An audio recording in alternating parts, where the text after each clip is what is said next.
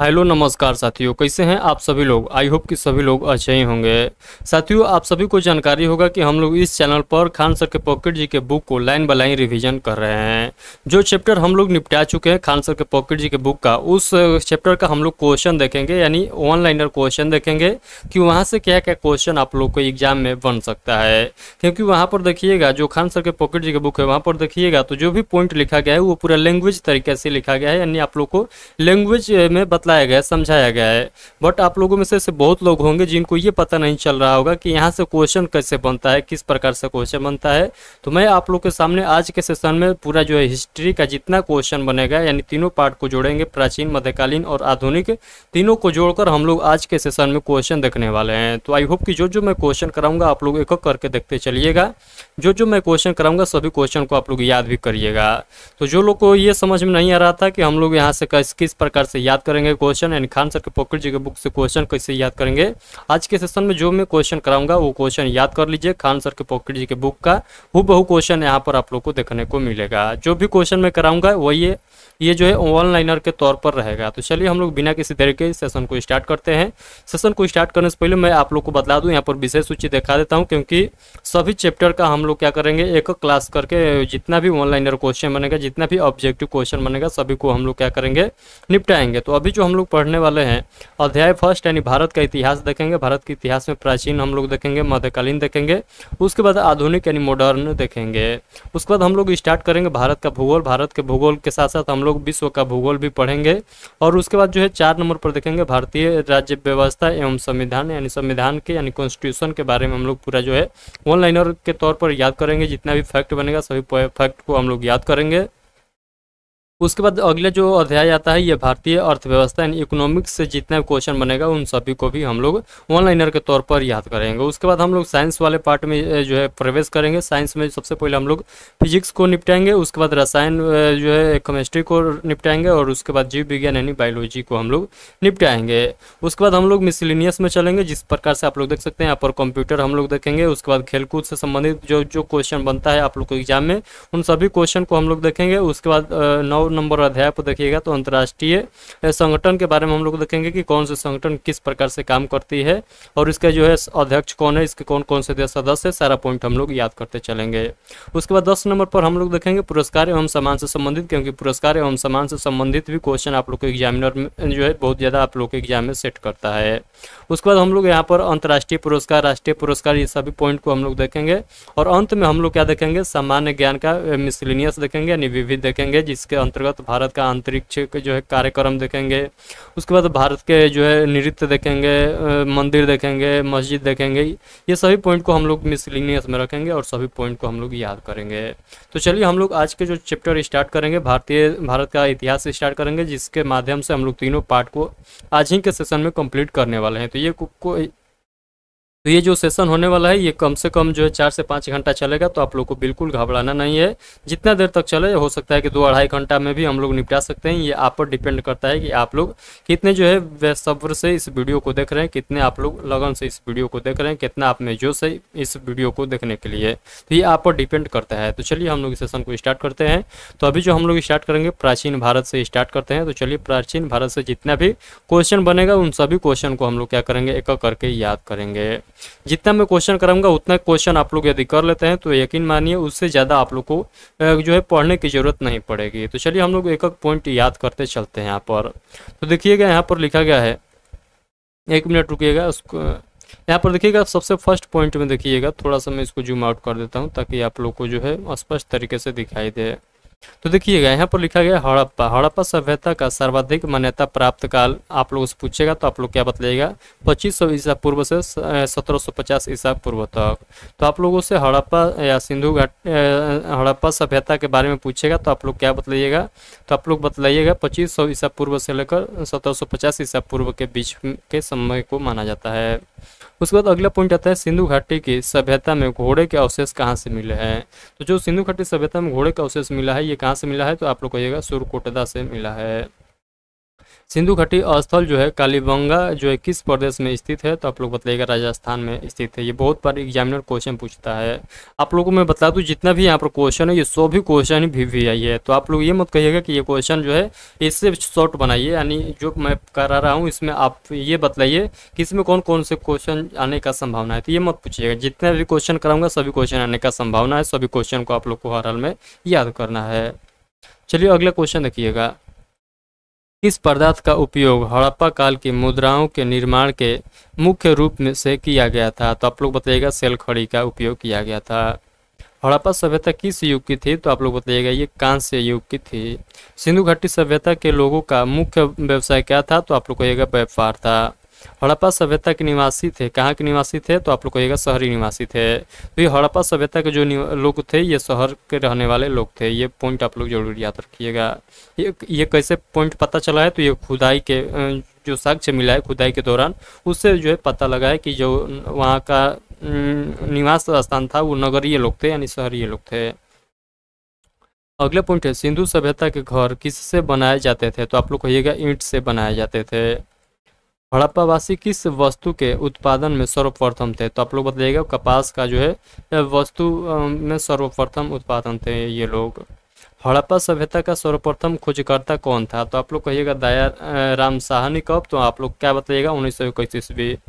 अगला पॉइंट है सिंधु सभ्यता का पत्तन नगर, इसी को बंदरगाह के नाम से जानते हैं, तो आप लोग कहिएगा लोथल। तो सिंधु घाटी सभ्यता का पत्तन नगर या आप लोग उस बंदरगाह पूछेगा तो सिंधु घाटी सभ्यता का बंदरगाह, तो आप लोग कहिएगा लोथल।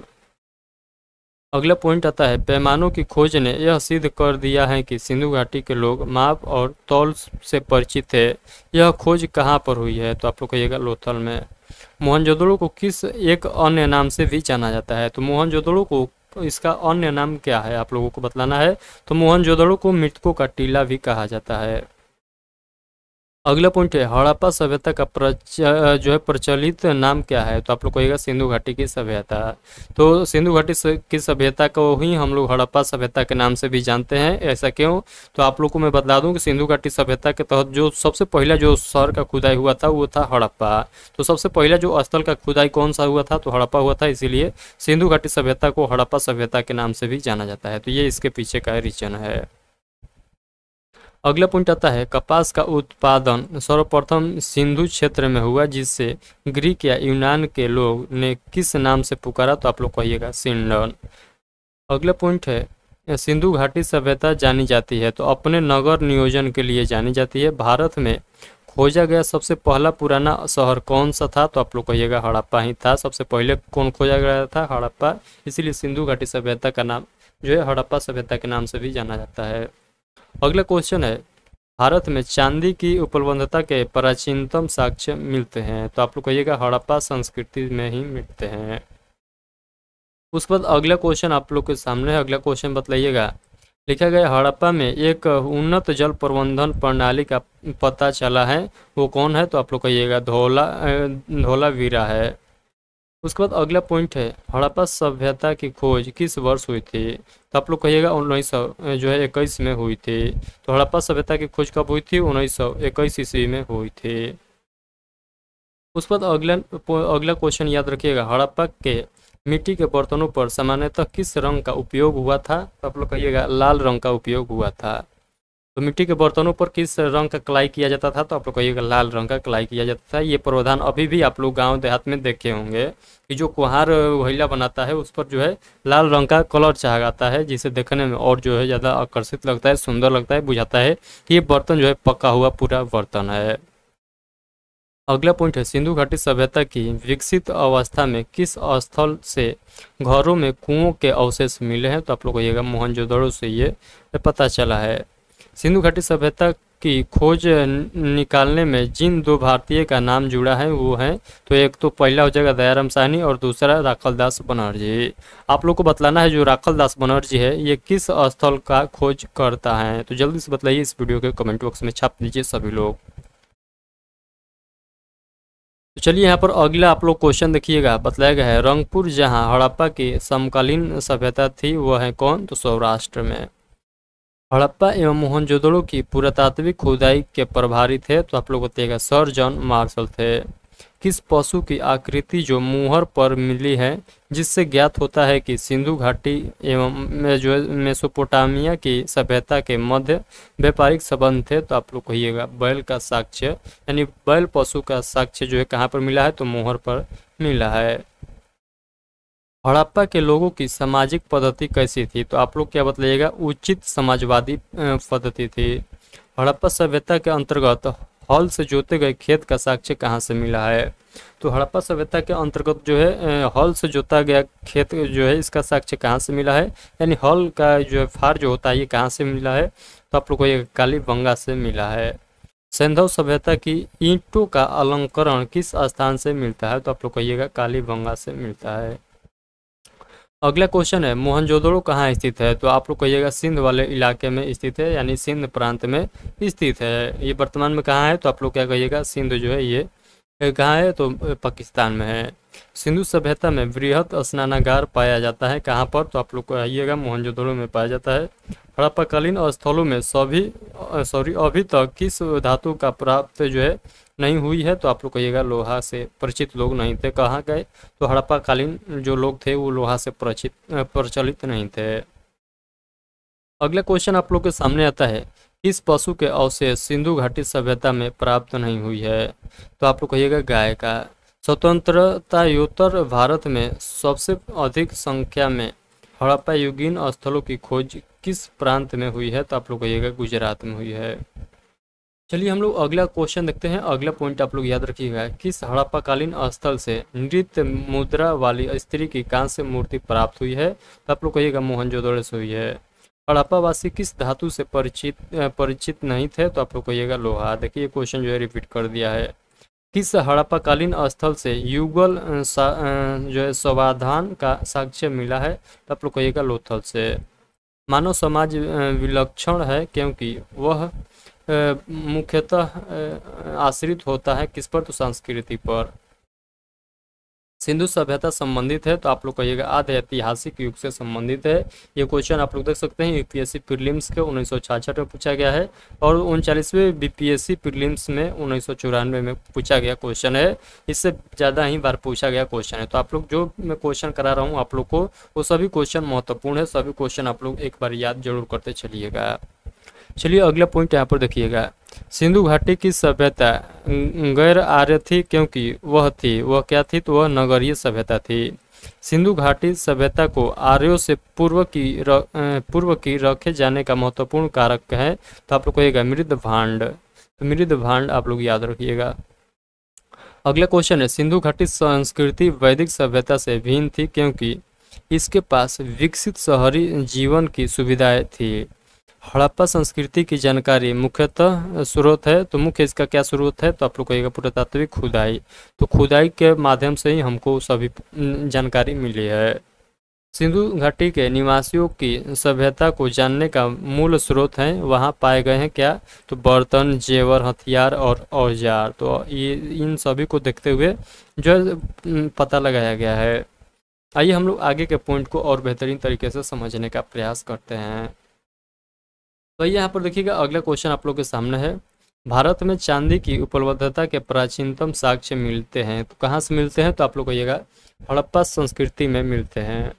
हड़प्पा में मिट्टी के बर्तनों पर सामान्यतः किस रंग का उपयोग हुआ था, तो आप लोग कहिएगा लाल। तो देखिए वही है कलर करने वाला, यानी जो मिट्टी का बर्तन होता था उस पर जो है पेंटिंग कहते हैं हम लोग वर्तमान समय में। तो पेंट करना किस कलर से किया जाता था, तो लाल कलर से किया जाता था। विशाल स्नानागार किस पुरातात्विक जो स्थल में पाया गया है, तो आप लोग बताइएगा मोहनजोदड़ो से पाया गया है। तो विशाल स्नानागार कहेगा तो मोहनजोदड़ो। हड़प्पा सभ्यता स्थल लोथल स्थित है कहाँ पर, तो गुजरात में है। तो लोथल कहाँ है, तो गुजरात राज्य में ये स्थित है। धौलावीरा किस राज्य में स्थित है, तो धौलावीरा जो है गुजरात में स्थित है। कौन सा हड़प्पीय नगर 3 भागों में विभक्त था, तो आप लोग कहिएगा धौलावीरा ही विभक्त था। तो यहाँ पर जो है हड़प्पा सभ्यता यानी सिंधु घाटी सभ्यता जो है समाप्त होता है। आगे जो हम लोग पढ़ने वाले हैं ये वैदिक सभ्यता के बारे में हम लोग पढ़ने वाले हैं। तो दूसरा चैप्टर यहाँ से स्टार्ट होता है। तो दूसरा चैप्टर जो हम लोग पढ़ेंगे कौन सा, तो वैदिक सभ्यता के बारे में हम लोग पढ़ेंगे। तो थोड़ा समय यहाँ पर जो है ब्रेक लूँगा, उसके बाद जो है हम लोग क्लास को कंटिन्यू करेंगे। तो थोड़ा सा आप लोग 2-4 क्वेश्चन अपने से पढ़िए, उसके बाद मैं आप लोग को कंटिन्यू करा रहा हूँ।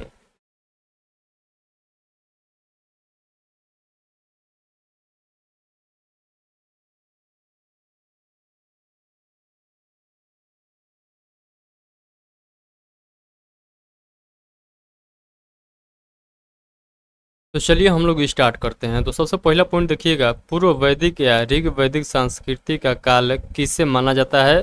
तो आप लोग बताइएगा किससे माना जाता है। तो आप लोग कहिएगा 1500 ईसा पूर्व से लेकर 1000 ईसा पूर्व तक। तो यहाँ पर सिंधु घाटी सभ्यता कहाँ से कहाँ तक थी, तो 2500 या 2500 ईसा पूर्व से 1750 ईसा पूर्व तक। और यहाँ पर देखिएगा वैदिक सभ्यता का कार्यकाल पूछेगा तो 1500 ईसा पूर्व से लेकर 1000 ईसा पूर्व तक आप लोग को बतलाना है। उत्तर वैदिक सभ्यता का काल आप लोग से पूछेगा तो आप लोग क्या बतलाइएगा, आप लोग बतलाइएगा 1000 ईस्वी से 600 ईसा पूर्व तक। तो देखिए यहाँ पर आप लोग को मैं तो लग रहा है कि गलत बता दिया हूँ। आप लोगों को जब कहेगा पूर्व वैदिक जो है काल, तो आप लोग बताइए 1500 ईसा से 1000 ईसा पूर्व तक। और यहाँ पर जो है आप लोगों से पूछेगा उत्तर वैदिक जो है काल, तो आप लोग बताइएगा 1000 ईसा पूर्व से लेकर 600 ईसा पूर्व तक। अगर वैदिक सभ्यता कह देगा तो आप लोग को बतलाना है 1500 ईसा पूर्व से लेकर 600 ईसा पूर्व तक। तो इस प्रकार से आप लोग को याद रखना है। आइए हम लोग अगला पॉइंट देख लेते हैं। अगला पॉइंट है आर्य शब्द का शाब्दिक अर्थ होता है। तो अर्थ आर्य जो शब्द है इसका शाब्दिक अर्थ जो होता है ये श्रेष्ठ होता है, कुलीन होता है। किस फसल का जो है ज्ञान वैदिक काल के लोगों का नहीं था। तो आप लोग बताइएगा तंबाकू। तंबाकू से जो है जो है वैदिक काल के जो लोग थे ये परिचित नहीं थे। उत्तर वैदिक काल के विदेशरोधी और ब्रह्म विरोधी धार्मिक अध्यापकों को किस नाम से जाना जाता था। तो आप लोग बताइएगा श्रवण से जाना जाता था। वैदिक गणित का महत्वपूर्ण अंग है तो शुल्व सूत्र। इस वेद में प्राचीन वैदिक युग की संस्कृति के बारे में सूचना दी गई है। तो आप लोग कहिएगा ऋग्वेद में। वेदों की संख्या कितनी है, तो ये तो सभी लोग जानते हैं। वेदों की संख्या टोटल 4 है। भारत के राजर्षि में प्रयुक्त होने वाले शब्द सत्यमेव जयते किस उपनिषद से लिया गया है। तो ये तो सभी लोग को पता होता है, मुंडको उपनिषद से लिया गया है। ऋग्वेदिक आर्यों का मुख्य व्यवसाय क्या था। तो आप लोग बताइएगा पशुपालन। तो ऋग्वेदिक आर्यों जो थे इनका मेन जो व्यवसाय था ये पशुपालन था, यही व्यवसाय करते थे। भारतीय संगीत का आदि ग्रंथ कहा जाता है। तो भारतीय संगीत का आदि ग्रंथ किसको कहा जाता है, तो साम वेद को कहा जाता है।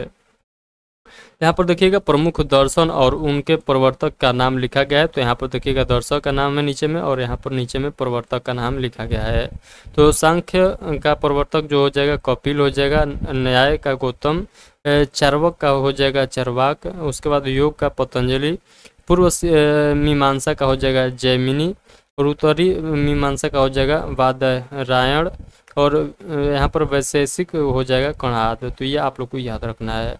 अगला आप लोग क्वेश्चन याद रखिएगा, प्रथम विधि निर्माता कौन है। तो आप लोग बताइएगा मनु। तो प्रथम विधि निर्माता कौन हो जाएंगे, तो मनु आप लोग को याद रखना है। आइए हम लोग आगे के क्वेश्चन को देखते हैं।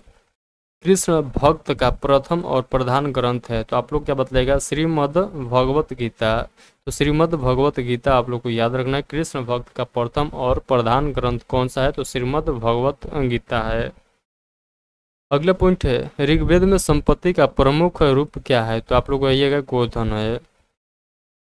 ऋग्वेद के किस मंडल में शूद्र का उल्लेख पहली बार मिलता है। तो आप लोग बताइएगा 10वें मंडल में। वेदों की ऋचाओं को पढ़ने वाले ऋषि को क्या कहा जाता है, तो होत्री कहा जाता है। तो वेदों की ऋचाओं को पढ़ने वाले ऋषि को होत्री कहा जाता था। ऋग्वेद का संबंध किससे है, तो आप लोग कहिएगा ईश्वर महिमा से है। ऋग्वेद में कुल कितने मंडल है, तो 10 मंडल है। ऋग्वेद में कुल सूक्तियाँ कितनी है, तो 1028 सूक्तियाँ है। और ऋग्वेद में कुल ऋचाएँ कितनी है, तो आप लोग कहिएगा 10,580 ऋचाएँ है। ऋग्वेद में इंद्र के लिए ऋचाएँ कितनी है, तो 250। ऋग्वेद में अग्नि के लिए ऋचाएँ कितनी है, तो 200। सबसे पुराना वेद कौन सा है, तो ये तो सभी लोग जानते हैं ऋग्वेद। तो सबसे पुराना वेद ऋग्वेद आप लोग को याद रखना है। वेदों की संख्या 4 है, ऋग्वेद, सामवेद, यजुर्वेद और अथर्ववेद। तो यहाँ पर देखिएगा सबसे पुराना हो जाएगा ऋग्वेद और सबसे नया पूछेगा तो आप लोग कहिएगा अथर्ववेद हो जाएगा सबसे न्यूनतम वेद। नाम है तो त्रयी नाम है। त्रयी किसका नाम है, तीनों वेदों को त्रयी नाम से जाना जाता है। ऋग्वेद, यजुर्वेद और सामवेद को जो है वेद त्रयी या त्रयी कहा जाता है। ये पॉइंट आप लोग याद रखिएगा। तो यहाँ पर कौन कौन हो जाएगा, ऋग्वेद, यजुर्वेद और सामवेद। और अथर्ववेद जो था ये बहुत बाद में आया है, यानी बहुत न्यूनतम वो वेद है। पहले जो था ये 3 ही वेद था, इसीलिए इसको त्रयी या वेद त्रयी के नाम से जाना जाता था। किस वैदिक ग्रंथ में वर्ण शब्द का सर्वप्रथम नामोल्लेख मिलता है? तो आप लोग कहिएगा ऋग्वेद में। भारत का सबसे प्राचीन धर्म ग्रंथ कौन सा है? तो वेद है। अर्थर्व का अर्थ क्या है? तो अर्थर्व का अर्थ है पवित्र जादू। अगला पॉइंट है पूर्व मीमांसा दर्शन के प्रतिपादक कौन है? तो आप लोग कहिएगा जैमिनी। सबसे प्राचीन पुराण कौन सा है? तो मत्स्य पुराण। तो सबसे प्राचीन पुराण का नाम पूछेगा तो कौन हो जाएगा? तो यहाँ पर मत्स्य पुराण आप लोग को बताना है। ब्राह्मण ग्रंथों में सबसे प्राचीन ग्रंथ कौन सा है? तो शतपथ महापुराण है। वर्ण व्यवस्था से संबंधित पुरुष सूक्त मूलतः पाया जाता है, ऋग्वेद में पाया जाता है। गोपथ ब्राह्मण संबंधित है किससे? तो अर्थर्व वेद से संबंधित है। उपनिषदों का मुख्य विषय है? तो आप लोग कहिएगा दर्शन। नचिकेता आख्यान का उल्लेख मिलता है? तो आप लोग क्या कहिएगा? कठोपनिषद से मिलता है, कठोपनिषद से मिलता है। पुराणों की संख्या कितनी है? तो 18 है। तो टोटल पुराणों पूछेगा तो संख्या बतलाइएगा, तो 18 आप लोग को बतलाना है। वैदिक धर्म का मुख्य लक्षण किसकी उपासना से था? तो आप लोग कहिएगा प्रकृति के। किस देवता के लिए ऋग्वेद में पुरंदर शब्द का प्रयोग हुआ है? तो इंद्र देवता को के लिए। शूल्ब सूत्र किस विषय से संबंधित पुस्तक है? तो आप लोग कहिएगा ज्यामिति से संबंधित है। अगला क्वेश्चन आप लोग याद रखिएगा, अस्तो माँ सदगमय कहाँ से लिया गया है? तो आप लोग कहिएगा ऋग्वेद से लिया गया है। तो जितना मैं क्वेश्चन करा रहा हूँ सभी क्वेश्चन को आप लोग जो है याद करते चलिएगा। देखिए क्वेश्चन आप ये सेशन जो है आप लोग को बोरिंग टाइप पर थोड़ा लगेगा, कोई नहीं, आप लोग को पढ़ना है तो बोरिंग को झेलना पड़ेगा। तो हमको ज़्यादा शायरी नहीं आता है और शायरी मार मार कर यहाँ पर टाइम व्यर्थ करना हमारे ख्याल से अच्छा बात नहीं है। आप सभी लोग को मैं बतला दूं कि हम भी प्रिपरेशन करते हैं, हम भी बिहार एसएससी का तैयारी कर रहे हैं और बिहार दरोगा का तैयारी कर रहे हैं। तो इसको रिवीजन कराने से, यानी जो मैं अभी रिवीजन करा रहा हूँ, इससे केवल आप लोग का ही बेनिफिट नहीं हो रहा है, इससे मुझे भी बेनिफिट हो रहा है। तो इसीलिए मैं थोड़ा सा स्लो पढ़ाने का प्रयास कर रहा हूँ ताकि मैं भी इसी जो है इसी के तहत याद करते चलूँ, यानी इसी समय में मैं भी क्वेश्चन को याद करने का प्रयास कर रहा हूं। तो इसीलिए थोड़ा सा जो है स्लो चल रहा हूं, तो कोई दिक्कत वाली बात नहीं है, आप लोग भी याद करते चलिएगा। चलिए अगला पॉइंट आप लोग के सामने है, अगला पॉइंट आप लोग पढ़िएगा।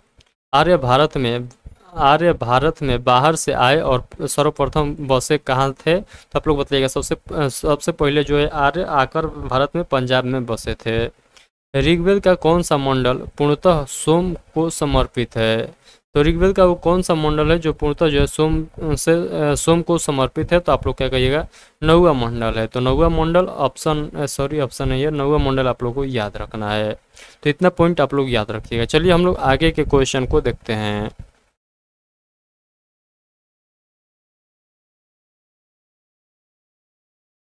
तो चलिए अगला क्वेश्चन आप लोग के सामने, अगला क्वेश्चन है प्रसिद्ध 10 राजाओं का युद्ध, यानी 10 राज्य का युद्ध जो है किस नदी के तट पर लड़ा गया था? तो 10 राजाओं का युद्ध या 10 राज्य का युद्ध जो है कहाँ पर लड़ा गया था, किस नदी के तट पर? तो आप लोग कहेगा परुष्णी नदी के तट पर लड़ा गया था। आप लोगों से मैं क्वेश्चन पूछ रहा हूँ, आप लोग को खान सर के जो पॉकेट जी के बुक है उसको जब रिविजन करा रहे थे तो आप लोग को ये पॉइंट को बताया था कि परुष्णी जो है किस नदी का प्राचीन नाम है, यानी आप लोग को आधुनिक नाम बतलाना है उस नदी का जिसको प्राचीन में परुष्णी के नाम से जाना जाता था। अगला क्वेश्चन है धर्मशास्त्रों में भू राजस्व की दर क्या है? तो आप लोग कहिएगा 1/6 था। 800 ईसा पूर्व से 600 ईसा पूर्व का काल किस युग से जुड़ा हुआ है? तो आप लोग कहिएगा ब्राह्मण युग से जुड़ा हुआ है। आरंभिक वैदिक साहित्य में सर्वाधिक वर्तित जो है नदी है वो कौन सी है? तो आप लोग कहिएगा सिंधु नदी सबसे ज़्यादा जो है वर्तित है। उसके बाद हम लोग आगे के क्वेश्चन को देखते हैं। अगला क्वेश्चन आप लोग के सामने है उपनिषद काल के राजा अश्वपति कहाँ के शासक थे? तो आप लोग कहिएगा केकय के शासक थे। तो इतना पॉइंट आप लोग याद रखिएगा। अगला पॉइंट है अध्यात्म ज्ञान के विषय में नचिकेता और यम का संवाद किस उपनिषद में प्राप्त होता है? तो आप लोग कहिएगा कठोपनिषद में प्राप्त होता है। अगला पॉइंट है, अगला यहाँ पर पॉइंट याद रखिएगा, अगला क्वेश्चन याद रखिएगा। वैदिक नदी कुबा या काबुल का स्थान जो है कहाँ निर्धारित होना चाहिए? तो आप लोग बताइएगा अफगानिस्तान में। तो अफगानिस्तान। अब ये आप लोग पॉइंट याद रखिएगा। उसके बाद अगला पॉइंट आता है कपिल मुनि द्वारा प्रतिपादित दार्शनिक प्रणाली है तो सांख्य दर्शन। तो सांख्य दर्शन आप लोग याद रखिएगा। भारत के किस स्थल की खुदाई से लौह धातु के प्रचलन के प्राचीनतम प्रमाण मिले हैं? तो आप लोग कहिएगा अंतरजी खेड़ा से हुआ है। अगला पॉइंट आप लोग याद रखिएगा, किस काल में अछूत की अवधारणा स्पष्ट रूप से उदित हुई? तो आप लोग कहिएगा धर्मशास्त्र के काल में। गायत्री मंत्र देवी सावित्री को जो संबोधित है किस पुस्तक में मिलता है? तो गायत्री मंत्र ऋग्वेद पुस्तक में मिलता है। न्याय दर्शन को प्रचारित किया था तो कौन किया था? तो गौतम ने किया था। प्राचीन भारत में निष्क से जाने जाते थे तो आप लोग बताइएगा श्रवण आभूषण जाने जाते थे। योग दर्शन के प्रतिपादक थे पतंजलि।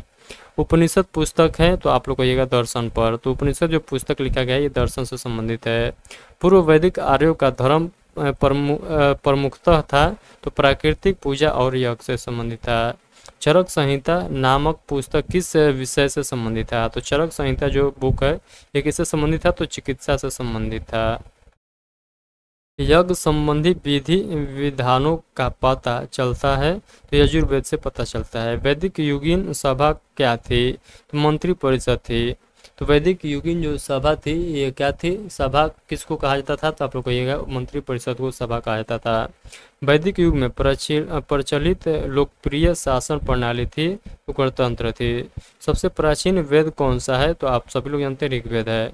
कौन भारतीय जो है दर्शन की आरंभिक विचारधारा है? तो सांख्य आप लोग को याद रखना है। तो देखिए यहाँ पर ऐसा क्वेश्चन आ रहा है जो एक से अधिक बार आ रहा है यानी रिपीट हो जा रहा है, जिससे आप लोगों को क्या फायदा होगा? आप लोग को ये होगा कि रिवीजन हो जाएगा और आप लोग को उसी समय कन्फर्म याद हो जाएगा। यानी लाइव क्लास में ही 2-4 क्वेश्चन आप लोग को याद होते चलेगा हर जो है 10-15 मिनट के अंदर। तो चलिए अगला यहाँ पर पॉइंट देखिएगा, सांख्य योग न्याय और वैशेषिक मीमांसा एवं वेदांत इन 6 भिन्न भारतीय दर्शनों की स्पष्ट रूप से अभिव्यक्ति हुई है तो ये वैदिक युग में। वह दस्तकारी कौन सी है जो आर्यों द्वारा व्यवहार में नहीं लाई गई थी? तो वो हो जाएगा लुहार या लुहारगिनी। अगला पॉइंट है प्राचीनतम व्याकरण अष्टाध्यायी के रचनाकार कौन है? तो आप लोग ये जो बुक जो है जरूर याद रखिएगा, पाणिनि द्वारा लिखा गया अष्टाध्यायी बुक है तो ये पॉइंट आप लोग जरूर याद रखिएगा। कौन सी स्मृति प्राचीनतम है? तो आप लोग कहिएगा मनुस्मृति प्राचीनतम है। आदि काव्य की संज्ञा किसे दी जाती है? तो रामायण को दी जाती है। प्राचीनतम पुराण कौन सा है? तो मत्स्य पुराण है। देखिए ये भी क्वेश्चन रिपीट हो चुका है। ऋग्वेद में सबसे पवित्र नदी किसे माना जाता है? तो आप लोग कहिएगा सरस्वती नदी को ऋग्वेद में सबसे पवित्र नदी माना जाता है। वैदिक समाज की आधारभूत इकाई थी तो आप लोग बताइएगा काल या कुटुंब आप लोग याद रखिएगा। ऋग्वेद युग की प्राचीनतम संस्था कौन सी थी? तो विदत थी। ब्राह्मण ग्रंथों में सर्वाधिक प्राचीन कौन है? तो आप लोग कहिएगा शतपथ ब्राह्मण ग्रंथ। गोत्र व्यवस्था प्रचलन में कब आई? तो आप लोग कहिएगा उत्तर वैदिक काल में आई थी गोत्र व्यवस्था प्रचलन में। मनुस्मृति मुख्यतः संबंधित है तो आप लोग कहिएगा समाज व्यवस्था से संबंधित है। गायत्री मंत्र की रचना किसने की थी? तो आप लोग कहिएगा विश्वामित्र के द्वारा किया गया था। अवेस्ता और ऋग्वेद में समानता है। अवेस्ता किस क्षेत्र से संबंधित है? तो आप लोग कहिएगा ईरान से संबंधित है। किसका संकलन ऋग्वेद पर आधारित है? तो सामवेद का संकलन ऋग्वेद पर आधारित है। तो सभी पॉइंट को आप लोग जो है याद करते चलिएगा। मैं आप लोग को बता दूं इसका पीडीएफ आप लोग को मैं टेलीग्राम चैनल पर प्रोवाइड कर दूंगा। टेलीग्राम चैनल का लिंक इस वीडियो के डिस्क्रिप्शन बॉक्स में आप लोग को मिल जाएगा। टेलीग्राम पर नहीं मिलेगा तो व्हाट्सअप ग्रुप में क्रिएट कर दूंगा जहां पर आप लोग को सभी बुक का पीडीएफ वहां पर अपलोड कर दूंगा, जिसको आप लोग डाउनलोड कर लीजिएगा। तो हो सकता है कि मैं एक व्हाट्सएप ग्रुप ही बना दूं ताकि आप लोग जो है डायरेक्ट हमसे जुड़ सके। आप सभी लोग जानते हैं टेलीग्राम पर बहुत ऐसे नियम होता है, नियम को पालन करना पड़ता है। और मैं आप लोग को बता दूं खास बात मुझको ये खराब लगा टेलीग्राम से संबंधित कि वहाँ पर अकाउंट को डायरेक्ट डिलीट कर दिया जाता है, जबकि कोई मेरा वहाँ पर गलती नहीं था। जो पीछे में इस चैनल के नाम से टेलीग्राम चैनल पर एक जो है ग्रुप बनाया गया था उसको वर्तमान में डिलीट कर दिया है टेलीग्राम ने। तो पता नहीं क्या जो है वहाँ पर रीजन था। यहाँ पर देखिएगा लिखा गया है किस वेद में जादू, माया और जो है वशीकरण का वर्णन है, तो आप लोग कहिएगा अथर्व वेद में। तो जादू टोना से संबंधित कौन सा वेद है, तो अथर्व वेद। आर्य शब्द इंगित करता है निर्जाति समूह को।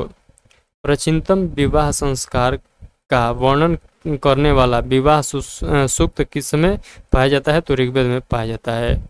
ऋग्वेद में अधन्य शब्द का प्रयोग किसके लिए किया गया है, तो गाय के लिए किया गया है।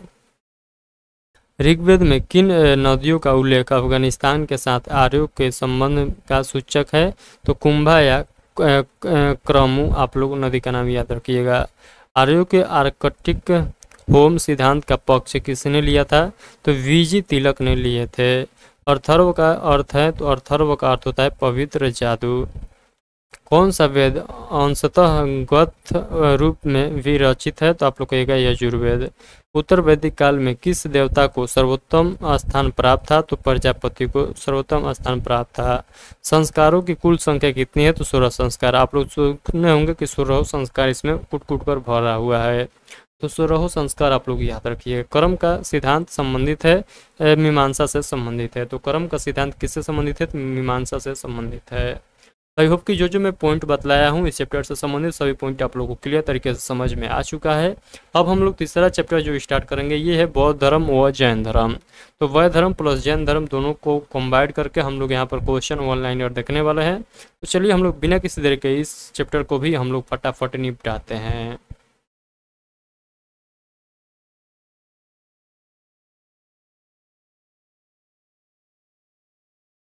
तो चलिए हम लोग यहाँ पर स्टार्ट करते हैं। गौतम बुद्ध का जन्म कब हुआ था, तो आप लोग बताइएगा 563 ईसा पूर्व में हुआ था।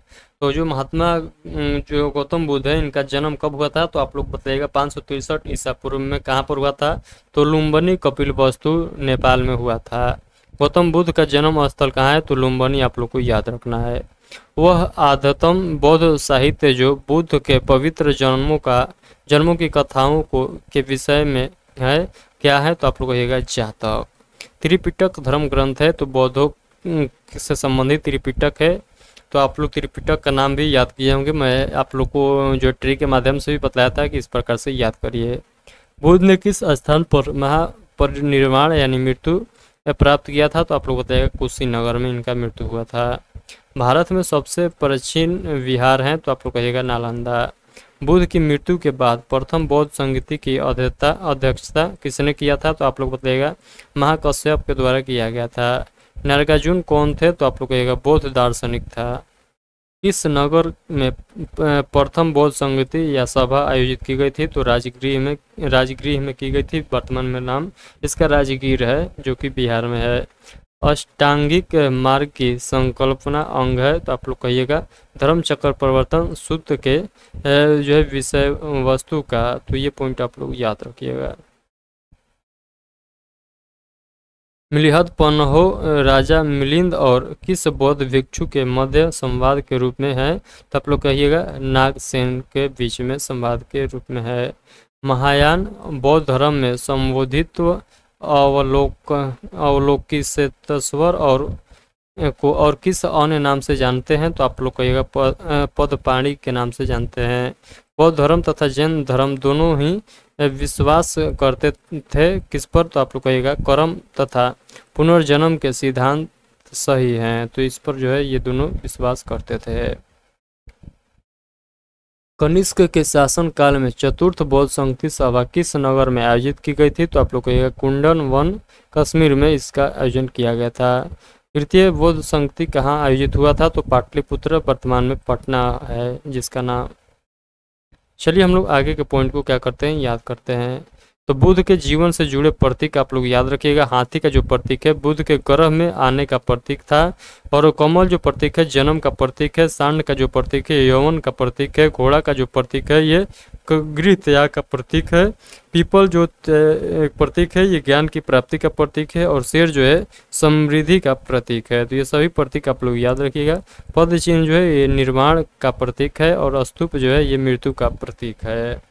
इन सभी पॉइंट को आप लोग याद रखिएगा। आप लोग उस स्तूप के बारे में पूछेगा तो आप लोग बतलाइएगा स्तूप जो है ये बौद्ध धर्म से संबंधित है। गौतम बुद्ध का गुरु कौन थे? तो गौतम बुद्ध का जो गुरु थे ये अल्लाह कलाम थे। तो अल्लाह कलाम का नाम आप लोग जरूर याद रखिएगा। बुद्ध में वैराग्य भावना किस 4 दृश्यों के कारण जो है बलवती हुई? तो आप लोग बताइएगा, बूढ़ा, रोगी, लाश और सन्यासी। तो इन्हीं को देखकर वो घर को त्याग दिए थे और सोचे कि हम तो जो है एक बहुत ही जो है क्या करेंगे, एक जो बोलते हैं साधु बनेंगे, सब मोह माया को त्याग दिए। कब? तो इन सभी को देखने के बाद, बूढ़ा और रोगी, लाश और सन्यासी को देखने के बाद, इनमें इन सभी को देखने के बाद उनको लगा कि बूढ़ा व्यक्ति जो है ये तो जो है रोग से ही जूझ रहा है, रोगी व्यक्ति तो रोग से जूझ ही रहा है। और लाश देखकर वो सोचे कि जो है वो तो बहुत ही जो बुरा उसके बारे में सोचे। और सबसे जो उनको कोई प्रभावित किया तो वो था सन्यासी। यानी सन्यासी जो था, देखे कि एकदम लीन में, एकदम मौज मस्ती में चल रहा है, उसको ना घर की चिंता है ना परिवार का चिंता है। तो सबसे ज़्यादा इन्हीं को कोई पसंद आया तो वो सन्यासी आया था। इसीलिए वो भी सोचे कि नहीं, हमको तो सन्यासी ही बनना है। तो इसी को देखते हुए घर को त्याग दिए थे। तो ये पॉइंट आप लोग जरूर याद रखिएगा। अगला पॉइंट है, बुद्ध ने सर्वाधिक उपदेश कहाँ दिए थे? तो ये श्रावस्ती में दिए थे। बौद्ध शिक्षा का केंद्र था तो विक्रमशिला विश्वविद्यालय, जो कि बिहार में था। उसके बाद भारत में सबसे बड़ा बौद्ध स्तूप जो है कहाँ स्थित है? तो सांची में स्थित है। किस शासक ने बौद्धों के लिए विख्यात विक्रमशिला विश्वविद्यालय की स्थापना की थी? तो धर्मपाल के द्वारा विक्रमशिला विश्वविद्यालय की स्थापना किया गया था। किसके द्वारा तृतीय बौद्ध संगति को संरक्षण प्रदान किया गया था? तो अशोक के द्वारा किया गया था। बौद्ध ग्रंथ पिटकों की रचना किस भाषा में की गई है? पाली भाषा में की गई है। कश्मीर में कनिष्क के शासनकाल में जो बौद्ध संगति आयोजित हुई थी उसकी अध्यक्षता किसने की थी? तो आप लोग बताइएगा, वसुमित्र ने किया था। मठ, मंदिर और स्तूप किस धर्म से संबंधित है? तो आप लोग बताइएगा, बौद्ध धर्म से संबंधित है। बौद्ध धर्म एवं जैन धर्म दोनों के उपदेश किसके शासनकाल में दिए गए थे? तो आप लोग कहिएगा, बिंबिसार के शासनकाल में दिए गए थे। गौतम बुद्ध ने अपना प्रथम उपदेश कहाँ पर दिए थे? तो सारनाथ में दिए थे। गौतम बुद्ध धर्म ग्रहण करने वाली पहली महिला कौन सी थी? यानी बौद्ध धर्म ग्रहण करने वाली पहली महिला कौन सी थी? तो उसके मौसी थी प्रजापति गौतमी। बोध गया स्थित है? तो बोध गया बिहार में स्थित है। जातक जिसका ग्रंथ है? तो आप लोग जातक जो किसका ग्रंथ है? तो आप लोग कहिएगा, बौद्ध का ग्रंथ है।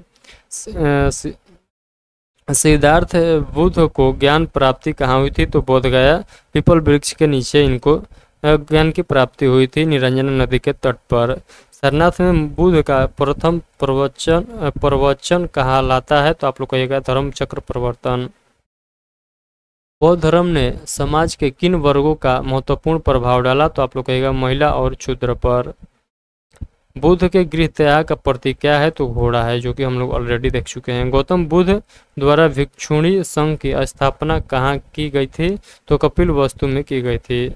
सर्वप्रथम शून्यवाद शून्यता का सिद्धांत का प्रतिपादन करने वाले बौद्ध दार्शनिक का नाम बताइए? तो नागार्जुन था। किस शासक के शासन काल में नेपाल में बौद्ध धर्म का जो है गमन हुआ था? तो अशोक के शासन काल में। सांची क्यों विख्यात है? तो सबसे बड़ा बौद्ध स्तूप है इसके लिए। किस भाषा का ज्यादातर प्रयोग बौद्धवाद के प्रचार के लिए किया जाता था? तो ये पाली भाषा का प्रयोग किया जाता था सबसे ज्यादा। उसके बाद हम लोग आगे के पॉइंट को देख लेते हैं। तो अगला पॉइंट यहाँ पर देखिएगा, महावीर स्वामी का जन्म कहाँ हुआ था? तो कुंडल ग्राम में हुआ था। तो कुंडल ग्राम में महावीर स्वामी का जन्म हुआ था, बिहार में ही ये स्थान है। किसे एशिया की रोशनी यानी द लाइट ऑफ एशिया कहा जाता है? तो आपको कहिएगा, गौतम बुद्ध को कहा जाता है। तो एशिया की रोशनी जो है गौतम बुद्ध को कहा जाता है। ये पॉइंट आप लोग जरूर याद रखिएगा। बुद्ध के जीवन की किस घटना को महाविनिष्क्रमण के रूप में जाना जाता है? तो उनका गृह त्याग को जो है महाविनिष्क्रमण के नाम से जाना जाता है। गौतम बुद्ध की माँ किस वंश से संबंधित थी? तो आप लोग कहिएगा, कुलीय वंश से संबंधित थी। किस राजा के एक अभिलेख से सूचना मिलती है कि शाक्य मुनि बुद्ध का जन्म लुम्बिनी में हुआ था? तो आप लोग कहिएगा, अशोक। चलिए हम लोग आगे के पॉइंट को देख लेते हैं। यहाँ पर देखिएगा, नोट में करके लिखा गया है, ज्ञान। मौर्य वंशीय शासक अशोक के रुमिनदेही अभिलेख से सूचना मिलती है कि शाक्य मुनि बुद्ध का जन्म लुम्बिनी में हुआ था। इस अभिलेख में लुम्बिनी को बुद्ध का जन्म स्थल होने का कारण इसे कर छुट्टा प्रदान करने की घोषणा का भी उल्लेख है। तो इन सभी पॉइंट को आप लोग जो है याद जरूर रखिएगा।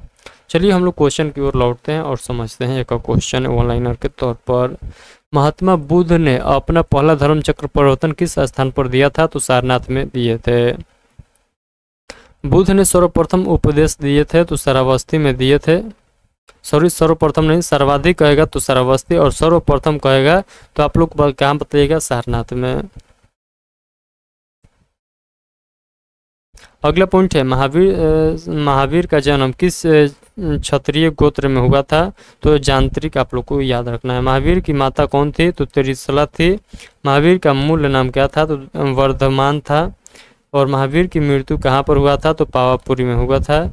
जैनियों के पहले तीर्थंकर कौन थे? तो आप लोग बताइएगा, ऋषभदेव थे। जैन परंपरा के अनुसार जैन धर्म में कुल कितने तीर्थंकर हुए? तो 24 तीर्थंकर हुए। 24वें नंबर का तीर्थंकर का नाम जल्दी से बताइए कमेंट बॉक्स में। जैन परंपरा के अनुसार महावीर कौन से तीर्थंकर थे? तो 24वें थे। यहीं पर क्वेश्चन का आंसर मिल गया। जैन दर्शन के अनुसार सृष्टि की रचना एवं पालन पोषण किसके द्वारा किया जाता है? तो सार्वभौमिक मत्स्य से हुआ है। सॉरी, सार्वभौमिक सत्य से हुआ है। मत्स्य यहाँ पर मैं बोल दिया हूँ, उसके लिए सॉरी। चलिए अगला पॉइंट देखिएगा। जैन समुदाय में प्रथम विभाजन के श्वेतांबर संप्रदाय के संस्थापक थे? तो आप लोग कहिएगा स्थलभद्र। जैन तीर्थंकर पार्श्वनाथ द्वारा प्रतिपादित 4 महाव्रतों में महावीर स्वामी ने 5वें महाव्रत के रूप में क्या जोड़ा? तो आप लोग कहिएगा ब्रह्मचार्य। भगवान महावीर का प्रथम शिष्य कौन था? तो जमाली था। इस क्वेश्चन को आप लोग जरूर याद रखिएगा, बार बार एग्जामिनर आप लोगों से ये क्वेश्चन पूछता है। अगला पॉइंट है, सिद्धांत सम्यक धारण सम्यक चरित्र सम्यक ज्ञान किस धर्म से संबंधित है? तो आप लोग ये जैन धर्म से संबंधित है। दिलवाड़ा के जैन मंदिरों का निर्माण किसने करवाया था? तो चालुक्यों ने करवाया था। सयादवाद सिद्धांत है, तो सयादवाद सिद्धांत जैन धर्म से संबंधित है। चलिए हम लोग आगे के पॉइंट को देखते हैं। यहाँ पर देखिएगा, कौन सबसे पूर्वकालिक जैन ग्रंथ कहलाता है? तो 14 पूर्व हो जाएगा। जैन साहित्य को कहा जाता है? तो आगम कहा जाता है। जैन ग्रंथ कल्पसूत्र के रचनाकार कौन है? तो आप लोग बताइएगा भद्रबाहु है। तो कल्पसूत्र के रचनाकार कौन है? तो भद्रबाहु। अनेकावाद किसका क्रोध सिद्धांत एवं दर्शन है? तो आप लोग कहिएगा जैन मत का। महान धार्मिक घटना महामस्य का अभिषेक किससे संबंधित है और किसके लिए की जाती है? तो आप लोग कहिएगा बाहुबली के लिए। प्रथम जैन महासभा का आयोजन कहाँ हुआ था? तो पाटलिपुत्र पटना में हुआ था। द्वितीय जैन सभा का आयोजन कहाँ हुआ था? तो वल्लभी में हुआ था। जैन साहित्य का संकलन किस भाषा व लिपि में है? तो प्राकृतिक एवं जो है अर्ध मगधी में है। अगला पॉइंट है, कौन बुद्ध के जीवन काल में ही संघ प्रमुख होना चाहता था? तो आप लोग कहिएगा देवदत्त। हेलियोडोरस का वेशनगर अभिलेख संदर्भित है? तो आप लोग कहिएगा केवल वासुदेव से। आजीवक संप्रदाय के संस्थापक कौन थे? तो आप लोग क्या बताइएगा? मखली गोसाल थे। भगवत संप्रदाय के विकास में किसका योगदान अत्यधिक था? तो आप लोग कहिएगा हिंद यूनानी का जो योगदान सबसे अधिक था। वासुदेव कृष्ण की पूजा सर्वप्रथम किसने प्रारंभ की? तो आप लोग कहिएगा सतवाहनों ने किया था। प्राचीनतम विश्वविद्यालय कौन सा था? तो नालंदा विश्वविद्यालय सबसे पुराना विश्वविद्यालय, सबसे प्राचीनतम विश्वविद्यालय है। इसका निर्माण किसके द्वारा कराया गया? जल्दी से इसका राइट आंसर कमेंट बॉक्स में छाप दो सभी लोग। अब हम लोग यहाँ से नया चैप्टर स्टार्ट करेंगे जिसका नाम है महाजनपद काल। तो महाजनपद काल से जितना भी क्वेश्चन बनेगा ऑनलाइनर के तौर पर हम लोग क्या करेंगे, यहाँ से याद करेंगे। तो चलिए हम लोग क्या करते हैं, इसको स्टार्ट करते हैं। स्टार्ट करने से पहले मैं थोड़ा सा ब्रेक लूँगा और जो है अपना गला फ्रेश करूँगा। तब तक जो है आप सभी लोग जो जो क्वेश्चन दिखाई दे रहा है उसको याद करने का प्रयास करिए।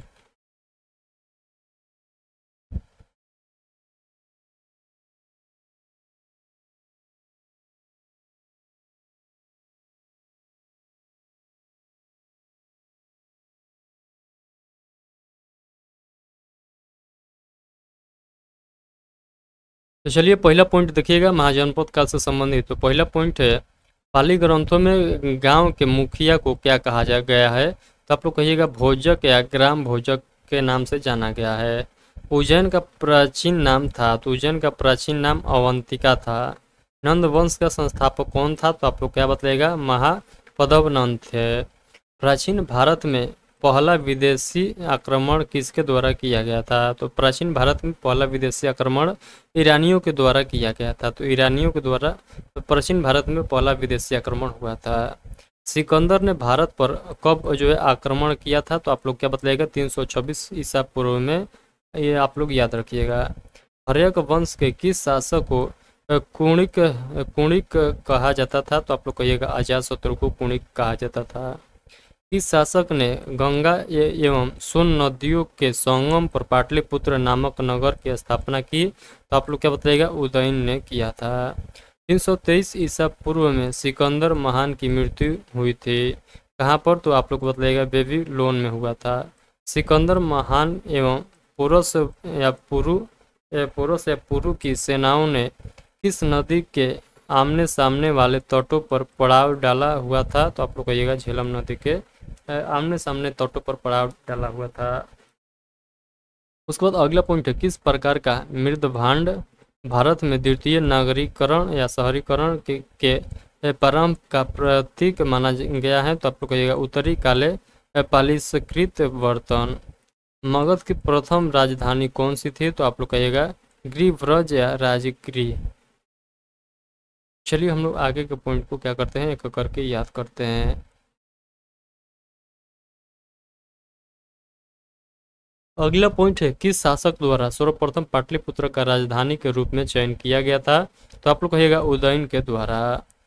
तो पाटलिपुत्र राजधानी किसके द्वारा बनाया गया था? तो उदयन के द्वारा बनाया गया था। 16 महाजनपदों की सूची उपलब्ध है अंगुत्तर निकाय में। मगध का कौन सा राजा सिकंदर महान का समकालीन था? तो घनानंद। प्रथम मगध साम्राज्य का उत्कर्ष किस सदी में हुआ था? तो आप लोग बताइएगा 6ठी सदी ईसा पूर्व में हुआ था।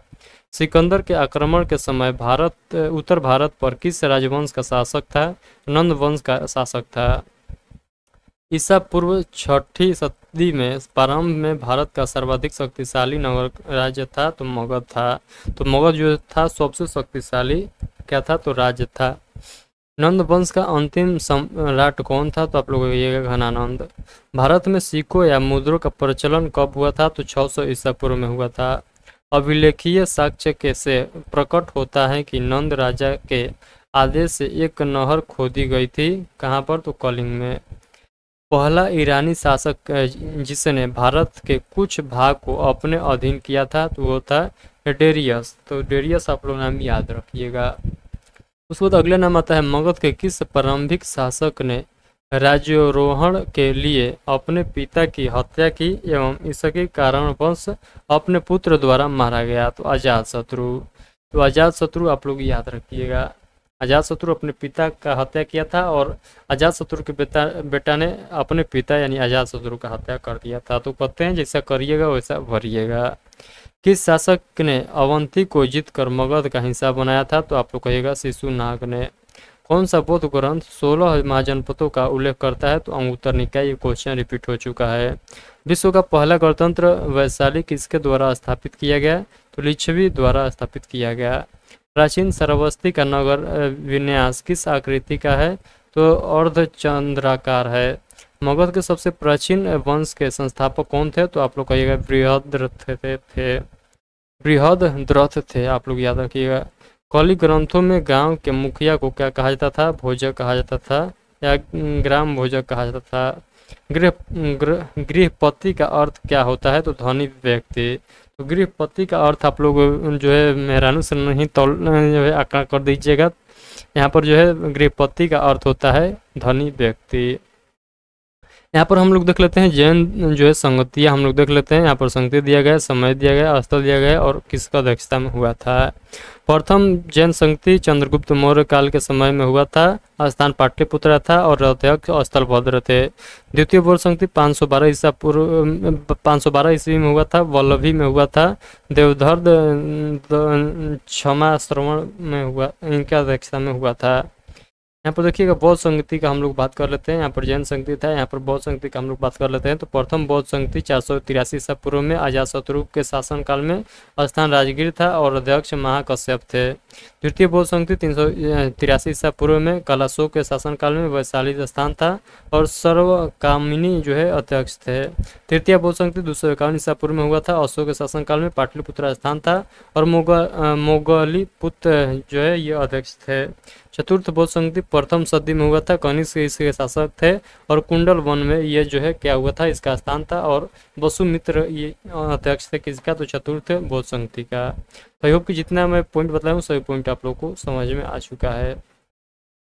उसके बाद हम लोग यहाँ पर देख लेते हैं महाजनपद और उसके राजधानी, महाजनपद और उसके राजधानी, और साथ में हम लोग क्या देखेंगे, साथ में हम लोग देखेंगे विशेषता क्षेत्र, यानी उससे जो संबंधित विशेष जो क्षेत्र है उसको हम लोग देख लेंगे, यानी जो महाजनपद है उससे संबंधित जो मेन पॉइंट है उसको हम लोग देखते चलेंगे। तो यहाँ पर देखिएगा, आई होप कि आप लोग को दिखाई दे रहा होगा, नहीं दिखाई दे रहा है तो कोई नहीं, हमारे बात को ध्यान से समझिएगा, मैं आप लोग को पूरा बेहतरीन तरीके से बतलाने का प्रयास करूँगा। महाजनपद, सबसे पहला महाजनपद मगध हो जाएगा और इसका विस्तार आप लोग, इसका राजधानी पूछेगा तो राजगिर या राजगीर वर्तमान में जिसका नाम है। अगला बौद्ध संगति अगला महाजनपद का नाम है अंग और अंग का राजधानी चंपा। आप लोग केवल इतना ही याद रखिएगा, इधर आप लोगों से नहीं पूछता है। तो अंग और अंग की राजधानी जो है कहाँ हो जाएगा, चंपा हो जाएगा। काशी महाजनपद का राजधानी वाराणसी हो जाएगा या बनारस, वज्जी का वैशाली और कौशल का हो जाएगा श्रावस्ती, कुरु का हो जाएगा इंद्रप्रस्थ, चेदी का हो जाएगा शक्तिमती, मल का क्या हो जाएगा कुशीनगर एवं पावा, अस्मक का क्या हो जाएगा, तो अस्मक का पोतन या पोदन्य हो जाएगा, वत्स्य का क्या हो जाएगा कौशाम्बी हो जाएगा, पंचाल का क्या हो जाएगा, पंचाल का हो जाएगा अहिछत्र या कम्प्लीय हो जाएगा, मत्स्य का क्या हो जाएगा विराटनगर जयपुर, अवंती का क्या हो जाएगा उज्जैनी या महिष्मती, कंधार का राजधानी तक्षशिला या पुष्क लावती, और उसके बाद सुरसेन का राजधानी मथुरा और कम्बोज का राजधानी राजपुर। इतना आप लोग को याद रखना है। आई होप कि जितना मैं पॉइंट बतलाया हूँ ये सभी पॉइंट आप लोगों को समझ में आ चुका है। अब आगे जो है हम लोग एक और चैप्टर स्टार्ट करते हैं जिसका नाम है मौर्य काल। तो मौर्य काल हम लोग आगे के चैप्टर स्टार्ट करेंगे। मौर्य काल का शासन टाइम पीरियड पूछेगा तो आप लोग बताइएगा 322 ईसा पूर्व से लेकर 185 ईसा पूर्व तक। तो चलिए हम लोग मौर्य काल से संबंधित जितना पॉइंट है सभी पॉइंट को एक एक करके क्या करते हैं, याद करते चलते हैं।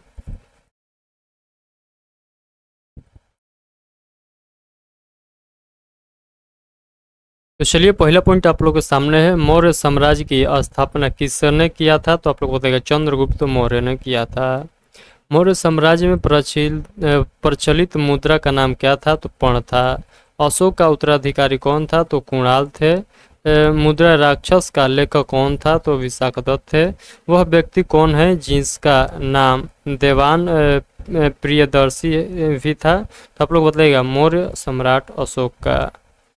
कौटिल्य या चाणक्य किसका प्रधानमंत्री था, तो चंद्रगुप्त मौर्य का प्रधानमंत्री था। कौन, तो कौटिल्य या चाणक्य। कलिंग विजय के उपरांत अशोक महान ने किस धर्म को अंगीकार कर लिया था, तो बौद्ध धर्म का अंगीकार कर लिया था। चंद्रगुप्त के शासन विस्तार में किसने मुख्य रूप से मदद की थी, तो चाणक्य ने मदद किया था। सांची किस कला एवं मूर्ति कला का निरूपण करता है, तो बौद्ध मूर्ति कला का निरूपण करता है। सम्राट अशोक की वह पत्नी कौन थी जिसने उसको प्रभावित किया था, तो वो था कारुवाकी थी। अशोक ने अपने सभी अभिलेखों में एकरूपता से किस प्रकृति का प्रयोग किया था, तो आप लोग बताइएगा मगधी का। उसके बाद अगला पॉइंट आता है, बिंदुसार ने विद्रोह को कुचलने के लिए अशोक को कहाँ भेजा था, तो तक्षशिला में भेजा था। मेगास्थनीज ने भारतीय समाज को कितनी श्रेणियों में विभक्त किया है, 7 श्रेणियों में विभक्त किया है। कौटिल्य के अर्थशास्त्र में किस पहलू पर प्रकाश डाला गया है, राजनीतिक नीतियाँ पर प्रकाश डाला गया है। तो आप लोग ये मत सोचिएगा कि अर्थशास्त्र है तो ये इकोनॉमिक से संबंधित है, नहीं जी। उसके बाद हम लोग आगे के पॉइंट को देख लेते हैं। तो अगला पॉइंट है, सांची का स्तूप किसने बनवाया था, तो अशोक ने बनवाए थे। पाटलिपुत्र को किस शासक ने सर्वप्रथम अपनी राजधानी बनाया था, तो चंद्रगुप्त मौर्य ने अपना राजधानी पाटलिपुत्र को सर्वप्रथम बनाए थे। पाटलिपुत्र में स्थित चंद्रगुप्त का महल मुख्यतः बना था, तो लकड़ी का था। बराबर की गुफाओं का प्रयोग किसने आश्रय गृह के रूप में किया? तो आप लोग बताइएगा अजीविकों ने। किस अभिलेख से यह साबित होता है कि चंद्रगुप्त का प्रभाव पश्चिम भारत तक फैला हुआ था? तो आप लोग कहिएगा रुद्र दमन का जूनागढ़ अभिलेख से। केवल वह स्तंभ जिसमें अशोक ने स्वयं को मगध का सम्राट बताता है तो वो है भाब्रू स्तंभ। और शास्त्र का लेख समकालीन था किसका? तो चंद्रगुप्त का। नंदवंश के पश्चात मगध पर किस राजवंश ने शासन किया था? तो आपको कहेगा मौर्य ने। मौर्य काल में शिक्षा का सर्वाधिक प्रसिद्ध केंद्र था तो तक्षशिला। मेगास्थनीज की पुस्तक का नाम क्या है? तो आप लोग कहिएगा इंडिका। ये बहुत ही वीवीआई क्वेश्चन है। किसके ग्रंथ में चंद्रगुप्त मौर्य का चंद्रगुप्त मौर्य का विशिष्ट रूप से वर्णन हुआ है? और वह विशाखदत्त है। वह स्रोत जिसमें पाटलिपुत्र के प्रशासन का वर्णन उपलब्ध होता है वह है इंडिका। तो ये जितना मैं पॉइंट बतला रहा हूँ सभी पॉइंट को आप लोग को बेहतरीन तरीके से याद करते चलना है। चलिए अगला देखिएगा, यहाँ पर बतलाया गया है अशोक के शिलालेखों में प्रयुक्त भाषा है प्राकृतिक। तो उसके बाद देखिएगा तो प्रथम भारतीय साम्राज्य किसके द्वारा स्थापित किया गया था? तो चंद्रगुप्त मौर्य के द्वारा स्थापित किया गया था। चाणक्य अपने बचपन में किस नाम से जाने जाते थे? तो विष्णुगुप्त के नाम से जाने जाते थे। तो चाणक्य का बचपन का नाम आप लोगों से पूछेगा तो क्या बताइएगा? तो विष्णुगुप्त आप लोग को बतलाना है। उसके बाद मैं आप लोग को अगला पॉइंट बतला दूँ। उसके बाद आप लोग अगला क्वेश्चन देखिएगा, राज्य के सप्तांग सिद्धांत के अनुसार राज्य का 7वां अंक कौन सा था? तो मित्र था। किसके शासनकाल में डीमेकस भारत आया था? तो आप लोग बताइएगा बिंदुसार के शासनकाल में। किस प्राचीन नगर के अवशेष कुम्भहार स्थल से प्राप्त हुआ है? तो पाटलिपुत्र के। कुलंदी बाग प्राचीन स्थान था पाटलिपुत्र का। किसने सहिष्णुता, उदारता और करुणा के त्रिविधि आधार पर राजधर्म की स्थापना की है? तो अशोक ने। अशोक ने बौद्ध होते हुए भी हिंदू धर्म में आस्था नहीं छोड़ी, इसकी प्रमाण है कहाँ पर? तो देवनाम प्रिय की उपाधि में। अशोक के शिलालेखों को पढ़ने वाला प्रथम अंग्रेजी कौन था? तो जेम्स प्रिंसेस था। तो ये भी क्वेश्चन बहुत ही महत्वपूर्ण है कि अशोक के जो अभिलेख है इसको पढ़ने वाले प्रथम अंग्रेज कौन थे? तो आप लोग बताइएगा जेम्स प्रिंसेप थे। केवल वह स्तंभ जिसमें अशोक ने स्वयं को मगध का सम्राट बताया है भाब्रू स्तंभ। मौर्य काल में शिक्षा का सर्वाधिक प्रसिद्ध केंद्र कौन सा था? तो तक्षशिला। उसके बाद आप लोग को बताया है अंतिम मौर्य सम्राट था तो बृहद्रथ। उत्तराखंड में अशोक का एक जो है शिलालेख स्थित है कहाँ पर? तो कालसी में यह स्थित है। उसके बाद अगला पॉइंट है सांची का स्तूप किसने बनवाया था? तो अशोक ने बनवाया था। ये भी क्वेश्चन 3-4 बार रिपीट हो चुका है। प्राचीन भारत का वह प्रसिद्ध शासक जिसने अपने जीवन के अंतिम दिनों में जैन धर्म को अपनाया था वो थे चंद्रगुप्त मौर्य। कलिंग युद्ध की विजय तथा क्षत्रियों का वर्णन अशोक के किस शिलालेख में है? तो आप लोग बताइएगा शिलालेख नंबर 8।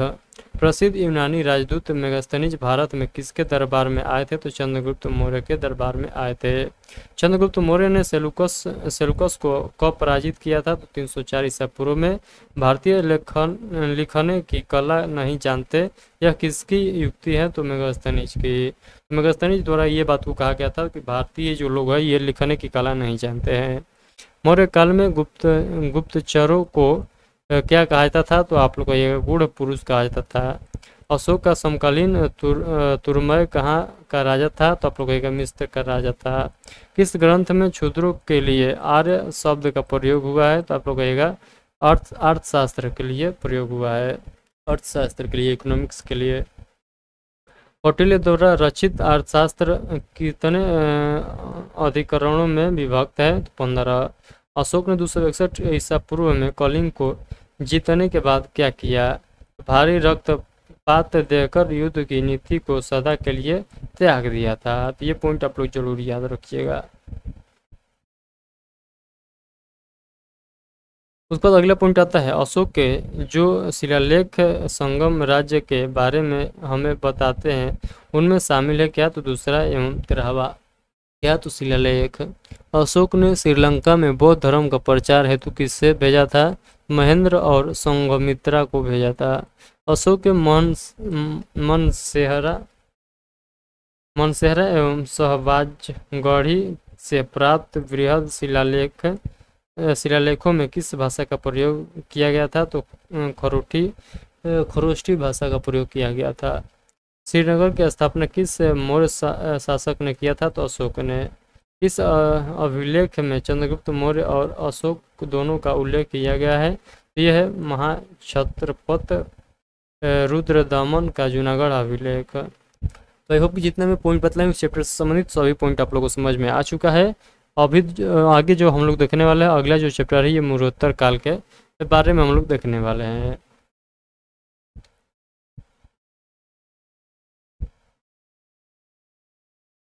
तो चलिए हम लोग मरणोत्तर काल से संबंधित जितना पॉइंट बन रहा है उन सभी पॉइंट को हम लोग ऑनलाइनर के तौर पर याद रखेंगे। और आप लोग को मैं फिर से एक बार कह देना चाहता हूँ जितना मैं क्वेश्चन करा रहा हूँ सभी का पीडीएफ आप लोग को टेलीग्राम या व्हाट्सएप ग्रुप में देखने को मिल जाएगा। तो वहाँ से डाउनलोड करके आप लोग जो है इसका प्रिंट आउट निकलवा कर जितना भी क्वेश्चन है सभी को रट जाइएगा, क्योंकि जो जो क्वेश्चन मैं करा रहा हूँ ये मोस्ट वीवीआई क्वेश्चन है। तो आप लोग को ये मत सोचना है कि ये जो क्वेश्चन है ये बाकी सभी क्वेश्चन की तरह है जो आप लोग हर एक बुक में देखते होंगे, तो ऐसा नहीं है। ये जो जो क्वेश्चन यहाँ पर है सभी सिलेक्टेड क्वेश्चन है, आप लोग एक बार रिविजन जरूर करिएगा इसका पीडीएफ निकलवा कर। चलिए हम लोग क्या करते हैं इस सेशन को स्टार्ट करते हैं। यहाँ पर देखिएगा लिखा गया है अंतिम मौर्य सम्राट बृहद्रथ की हत्या कर किसने शुंग वंश की स्थापना की थी, तो आप लोग बताइएगा पुष्यमित्र ने। यहाँ पर अगला पॉइंट है कण्व या काणव वंश का संस्थापक कौन था, तो वसुदेव था। सतवाहन या आंध्र सतवाहन वंश का संस्थापक कौन थे, तो सिमुक थे। प्राचीन भारत का महान जो है व्याकरण पतंजलि किसका समकालीन था, तो पुष्यमित्र शुंग का जो है ये समकालीन था। सर्वप्रथम भारत में विशुद्ध संस्कृत भाषा में लंबा अभिलेख किस राजा द्वारा जारी किया गया, तो आप लोग बताइएगा शक राजा रुद्रदामन द्वारा। सतवाहनों ने आरंभिक दिनों में अपना शासन कहाँ शुरू किया था, तो महाराष्ट्र में। किस कुषाण शासक ने सर्वप्रथम स्वर्ण मुद्राएं जारी किया था, तो यह था कड़फिसस था, तो कड़फिसस सेकंड था। अगला पॉइंट है किस वंश के शासकों ने क्षत्रप प्रणाली का प्रयोग किया, तो शकों ने। कुषाण काल से संबंधित सबसे अधिक विकास किस क्षेत्र में हुआ था, तो वास्तु कला में हुआ था। तो कुषाण काल में सबसे अधिक विकास किस क्षेत्र में हुआ था, तो वास्तु कला में हुआ था। भारत में प्रथम बार सैनिक शासन किसके द्वारा जो है व्यवहार में लाया गया, तो आप लोग कहिएगा ग्रीकों के द्वारा। ईसा पूर्व दूसरी सदी के आरंभ में उत्तरी अफगानिस्तान में स्थापित भारत यूनानी राज्य था, तो यह था बैक्ट्रिया।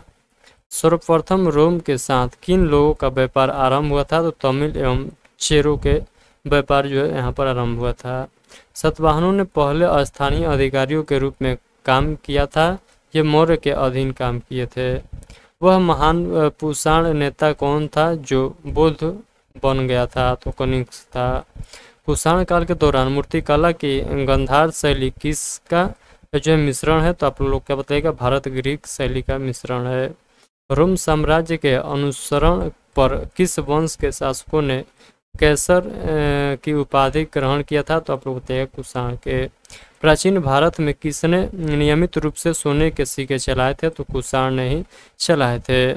मौर्य के बाद दक्षिण भारत में सबसे प्रभावशाली राज्य था तो ये था सातवाहन। बुद्ध की खड़ी प्रतिमा किस काल में बनाई गई थी, तो कुषाण काल में बनाई गई थी। शुंग वंश के बाद किस वंश ने भारत पर राज किया, तो आप लोग बताइएगा कण्व ने। किस चीनी जनरल ने कनिष्क को हराया था, तो आप लोग बताइएगा पेन चाओ ने हराया था। आइए हम लोग आगे के पॉइंट को देखते हैं। उत्तरी तथा उत्तरी तथा उत्तरी पश्चिमी भारत में सर्वाधिक संख्या में तांबे के सिक्कों का जारी किया था। तो आप लोग बताइएगा कुषाणों ने। विक्रम संवत कब से प्रारंभ हुआ? तो आप लोग बताइएगा 57 ईस्वी से, 57 ईसा पूर्व से विक्रम संवत जो है प्रारंभ हुआ था। सातवाहन शासकों की राजकीय भाषा क्या थी? तो प्राकृतिक थी। जो कला शैली भारतीय और ग्रीक यूनानी शैली का मिश्रण है उसे कहते हैं, तो उसे गांधार कहते हैं। कनिष्क की राजधानी थी, तो कनिष्क की राजधानी पुरुषपुर थी। पुरुषपुर किसका दूसरा नाम था? तो पेशावर का नाम ही पुरुषपुर था। चरक किसके चिकित्सक थे? तो आप लोग बताइए कनिष्क के राज चिकित्सक थे। तक्षशिला के प्रसिद्ध स्थल होने का कारण था? तो गांधार कला। भारत में सर्वाधिक स्वर्ण मुद्राएं किसने चलाई? तो आप लोग बताइएगा इंडो विक्टोरियन ने चलाया था। इस संग्रहालय में कुषाणकालीन मूर्तियों का संग्रह अधिक मात्रा में है? तो मथुरा संग्रहालय में। इस वंश के शासकों ने ब्राह्मण एवं बौद्ध भिक्षुओं की कर्म मुक्त भूमि का गांव देने की प्रथा आरंभ की? तो आप लोग बताइएगा सातवाहन ने। भारतीय रंगमंच में यवनिका निपर्दा का शुभारंभ किसने किया था? तो यूनानियों ने किया था। भारतीयों के महान रेशम मार्ग किसने आरंभ किया? तो कनिष्क ने आरंभ किया। शक सामंत का प्रारंभ किस सम्राट के शासनकाल में हुआ था? तो 18 ईस्वी से हुआ था। शक सामंत जो है प्रारंभ किस सम्राट के शासनकाल में? 58 ईस्वी से हुआ था, तो कनिष्क के शासनकाल में। तक्षशिला विश्वविद्यालय स्थित है भारत में। प्राचीन काल में कलिंग का महान शासक कौन था? तो खारवेल थे। बुद्ध का किसके सिक्कों पर अंकलन किया हुआ है? तो बुद्ध का किसके सिक्कों पर अंकलन किया हुआ है? तो कनिष्क के सिक्कों पर। योधेय सिक्कों पर किस देवता का अंकन मिलता है? आप लोग कहिएगा कार्तिकेय का अंकन मिलता है। कनिष्क के सारनाथ बौद्ध प्रतिमा अभिलेख की तिथि क्या है? तो 21 ईस्वी सन है। अश्वघोष किसका समकालीन था? तो आप लोग बताइए कनिष्क का। बाल विवाह की प्रथा प्रारंभ हुई थी? तो कुषाण काल में। जो कला शैली भारतीय और यूनानी आवृत्ति का मिश्रण है उसे क्या कहते हैं? तो गांधार शैली। सातवाहनों की राजधानी जो है अवस्थित है? तो अमरावती में। तो सातवाहनों की राजधानी अमरावती में अवस्थित है। आंध्र सातवाहन राजाओं की सबसे लंबी सूची किस पुराण में मिलती है? तो मत्स्य पुराण में। पूर्वी रोमन शासक जस्टिनियन का सर्वाधिक महत्वपूर्ण योगदान किस क्षेत्र में था? तो विधि के क्षेत्र में सबसे ज़्यादा महत्वपूर्ण जो है यहाँ पर इनका योगदान था।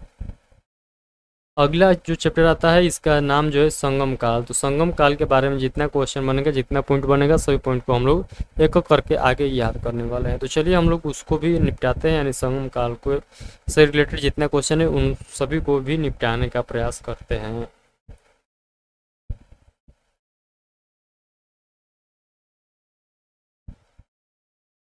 संगम युग में उरेयूर किस लिए विख्यात था? तो आप लोग बताइए कपास के व्यापार का महत्वपूर्ण केंद्र था, इसीलिए ये विख्यात था।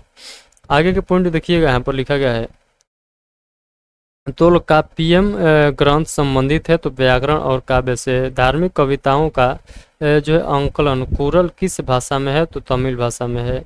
किस संगम युगीन राज्य के संरक्षण में 3 संगमों का आयोजन किया? तो पांडेय ने। लालचेर के नाम से प्रसिद्ध वह चेर शासक कौन था जिसने कणगी के मंदिर का निर्माण कराया था? तो आप लोग को देगा सेनगुट्टवन।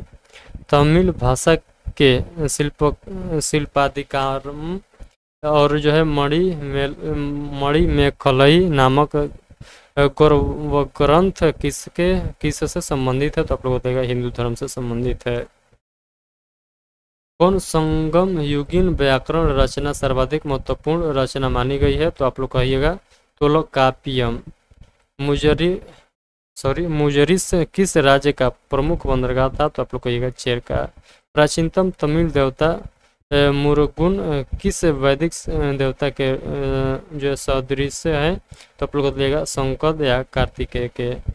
संगमकालीन साहित्य में कौन को एवं मन किसके लिए प्रयुक्त होते थे? तो राजा के लिए। तमिल काव्य का इलियड कहा जाता है? तो इसको जो है शिल्पाधिकारम को कहा जाता है। चेर वंश का शासक किस क्षेत्र पर था? तो आप लोग क्या बताइएगा? केरल पर था। चेर वंश का प्रसिद्ध शासक कौन था? तो आप लोग बताइएगा सेनगुट्टवन था। चोल वंश का प्रसिद्ध शासक कौन थे? तो करिकाल थे। चोल काल में सूती वस्त्र उद्योग का प्रमुख केंद्र था, तो उरैयूर था। कोलकापियम की रचना किसने की थी? तो आप लोग बताइए कोलकापियर ने की थी। चोल काल में सर्वोच्च न्यायालय को क्या कहा जाता था? तो आप लोग बताइएगा मनरम कहा जाता था। पांड्यों की राजधानी क्या थी? तो ये तो सभी लोग को याद है, मदुरई थी। तमिल का जो है गौरव ग्रंथ जीवक चिंतामणि किससे संबंधित है? तो जैन धर्म से संबंधित है। संगम किससे संबंधित है? तो जो है विद्वानों से संबंधित है। स्ट्रोबो के अनुसार संगम युग के किस वंश के शासक ने रोमन सम्राट ऑगस्टस के दरबार में 20 ईस्वी पूर्व के लगभग जो है अपना एक दूत भेजा? तो आप लोग बताइएगा पांड्य नरेश ने। अगला पॉइंट है तमिल काव्य का ओडिसी किससे कहा जाता है? तो आप लोग बताइएगा मणिमेखलाई को कहते हैं। कुहर कावेरी पट्टनम की स्थापना किसने किया था? तो करिकाल ने किया था। प्राचीनतम तमिल देवता जो है मरुगन किस वैदिक देवता से के जो सदृश हैं? तो आप लोग बताइएगा स्कंद या कार्तिकेय के है।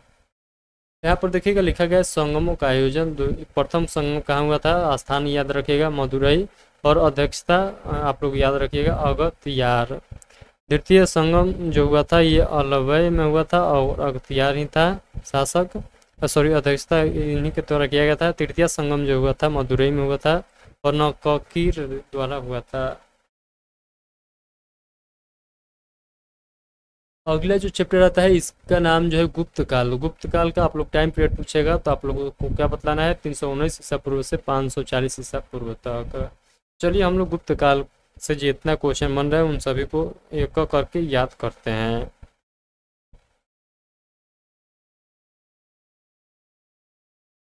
तो चलिए यहाँ से स्टार्ट करते हैं हम लोग। तो पहला पॉइंट देखिएगा, गुप्त वंश का संस्थापक कौन था? तो श्री गुप्त थे।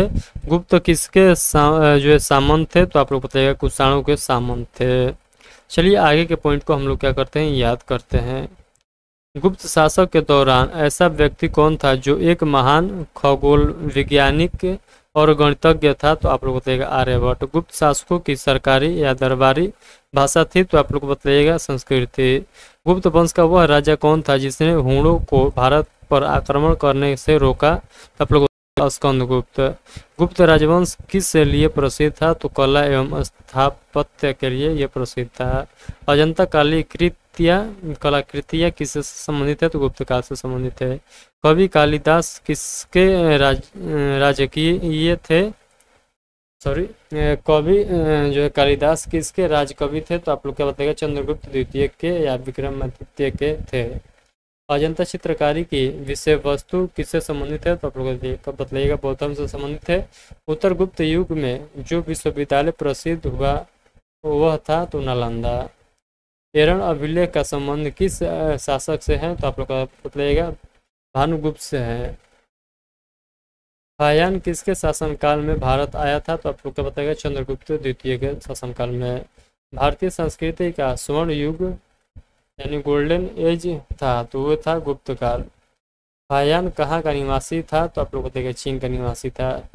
सेतुबंध का रचनाकार प्रवरसेन द्वितीय किस वंश का शासक था? तो आप लोग बताइएगा वाकाटक वंश का शासक था। किस गुप्तकालीन शासक को कविराज कहा गया है? तो आप लोग बताइएगा समुद्रगुप्त को कहा गया है। स्कंदगुप्त को किस स्तंभ लेख में सक्रोपम कहा गया है? तो आप लोग क्या बताइएगा? आप लोग बताइएगा कहोम स्तंभ लेख में। फाह्यान और ह्वेनसांग ने किसके राज्यों को देखा? तो चंद्रगुप्त, विक्रमादित्य एवं हर्षवर्धन क्रमशः जो है धनवंती थे। यहाँ पर देखिएगा अगला जो पॉइंट आता है धनवंती थे। तो धनवंती जो थे ये चंद्रगुप्त विक्रमादित्य के दरबार के नवरत्न में से एक जो कि प्रसिद्ध चिकित्सक थे। कौन? तो धनवंतरी। गुप्तकालीन शासक प्रणाली किस प्रकार की थी? तो आप लोग बताइएगा राजतंत्रात्मक प्रणाली थी। गुप्त स्थापत्य कला का सर्वोत्कृष्ट मंदिर कौन है? तो देवगढ़ का दशावतार मंदिर है। अजंता की गुफाओं में किन गुफाओं का निर्माण गुप्त काल में हुआ है? तो 16, 17 एवं 19 में। अमरकोश के लेखक अमर सिंह किस शासक के दरबार से जुड़े थे? तो चंद्रगुप्त द्वितीय के।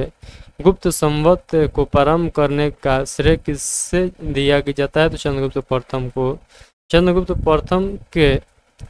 प्रथम ने गुप्त संवत का प्रारंभ किस उपलक्ष्य में किया? तो आप लोग बताइएगा। अपने राज्यारोहण के स्मारक के रूप में किया था। नगरों का क्रमिक पतन किस काल की एक महत्वपूर्ण विशेषता थी? तो गुप्त काल की एक महत्वपूर्ण विशेषता थी। किस वंश के शासकों ने मंदिरों एवं ब्राह्मणों को सबसे अधिक ग्राम अनुदान में दिए थे? तो गुप्त वंश के। दिल्ली के मेहरौली के कुव्वत उल इस्लाम मस्जिद के प्रांगण में स्थित प्रसिद्ध लौह स्तंभ किसकी स्मृति में है? तो आप लोग बताइएगा चंद्रगुप्त। कालिदास द्वारा रचित मलाविकाग्निमित्र नाटक का नाम नायक था? तो अग्निमित्र ये जो है यहाँ का इस मूवी का एक्टर हो जाएंगे, नाटक के एक्टर हो जाएंगे। समुद्रगुप्त की सैनिक उपलब्धियों का वर्णन किस अभिलेख में उपलब्ध है? तो आप लोग बताइएगा प्रयाग अभिलेख में उपलब्ध है। किस काल में स्त्रियों की पुरुषों से बराबरी थी? तो आप लोग बताइएगा गुप्त काल में। इतना पॉइंट आप लोग याद रखिएगा। चलिए आगे के पॉइंट को हम लोग क्या करते हैं, याद करते हैं।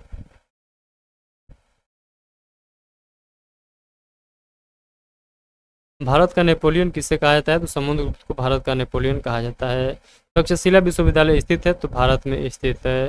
किस राज्य का एक अन्य नाम देवगुप्त था? तो किस राजा का एक अन्य नाम देवगुप्त था? तो चंद्रगुप्त द्वितीय का। तो देखिए थोड़ा सा यहाँ पर जो है हम इस वीडियो को नाइट में शूट कर रहा हूँ तो थोड़ा सा झपनी टाइप का बुझा रहा है, तो कोई दिक्कत नहीं, हम लोग क्या करेंगे और थोड़ा सा ही समय बचा हुआ है, थोड़ा सा ही और जो है क्वेश्चन बचा हुआ है उसको हम लोग थोड़ा सा समय में कंप्लीट करेंगे, क्योंकि आज के सेशन में हम लोग केवल प्राचीन इतिहास को ही रखेंगे, क्योंकि ये सेशन जो है बहुत ज़्यादा लंबा हो जाएगा। तीनों पार्ट को हम लोग एक सेशन में अटैच करेंगे। तो अभी जो है हम लोग प्राचीन इतिहास पढ़ेंगे, उसके बाद मध्यकालीन और उसके बाद जो है हम लोग आधुनिक भारत का इतिहास देख लेंगे। यानी 3 पार्ट में हम लोग हिस्ट्री को बांट देंगे ताकि आप लोग को भी आराम हो सके और हमें भी पढ़ाने में यहाँ पर आराम मिल सके। चलिए आगे के पॉइंट को आप लोग पढ़िए। थोड़ा सा मैं गला फ्रेश कर लेता हूँ, नींद फ्रेश हो जाएगा तो जो है मैं आप लोग को कंटिन्यू आगे जब तक कहिएगा तब तक क्लास करा दूंगा। तो थोड़ा सा मैं फ्रेश हो जाता हूँ, तब तक आप लोग क्या करिए, तब तक जो क्वेश्चन आप लोग को दिखाई दे रहा है उसको रट डालिए, याद कर लीजिए।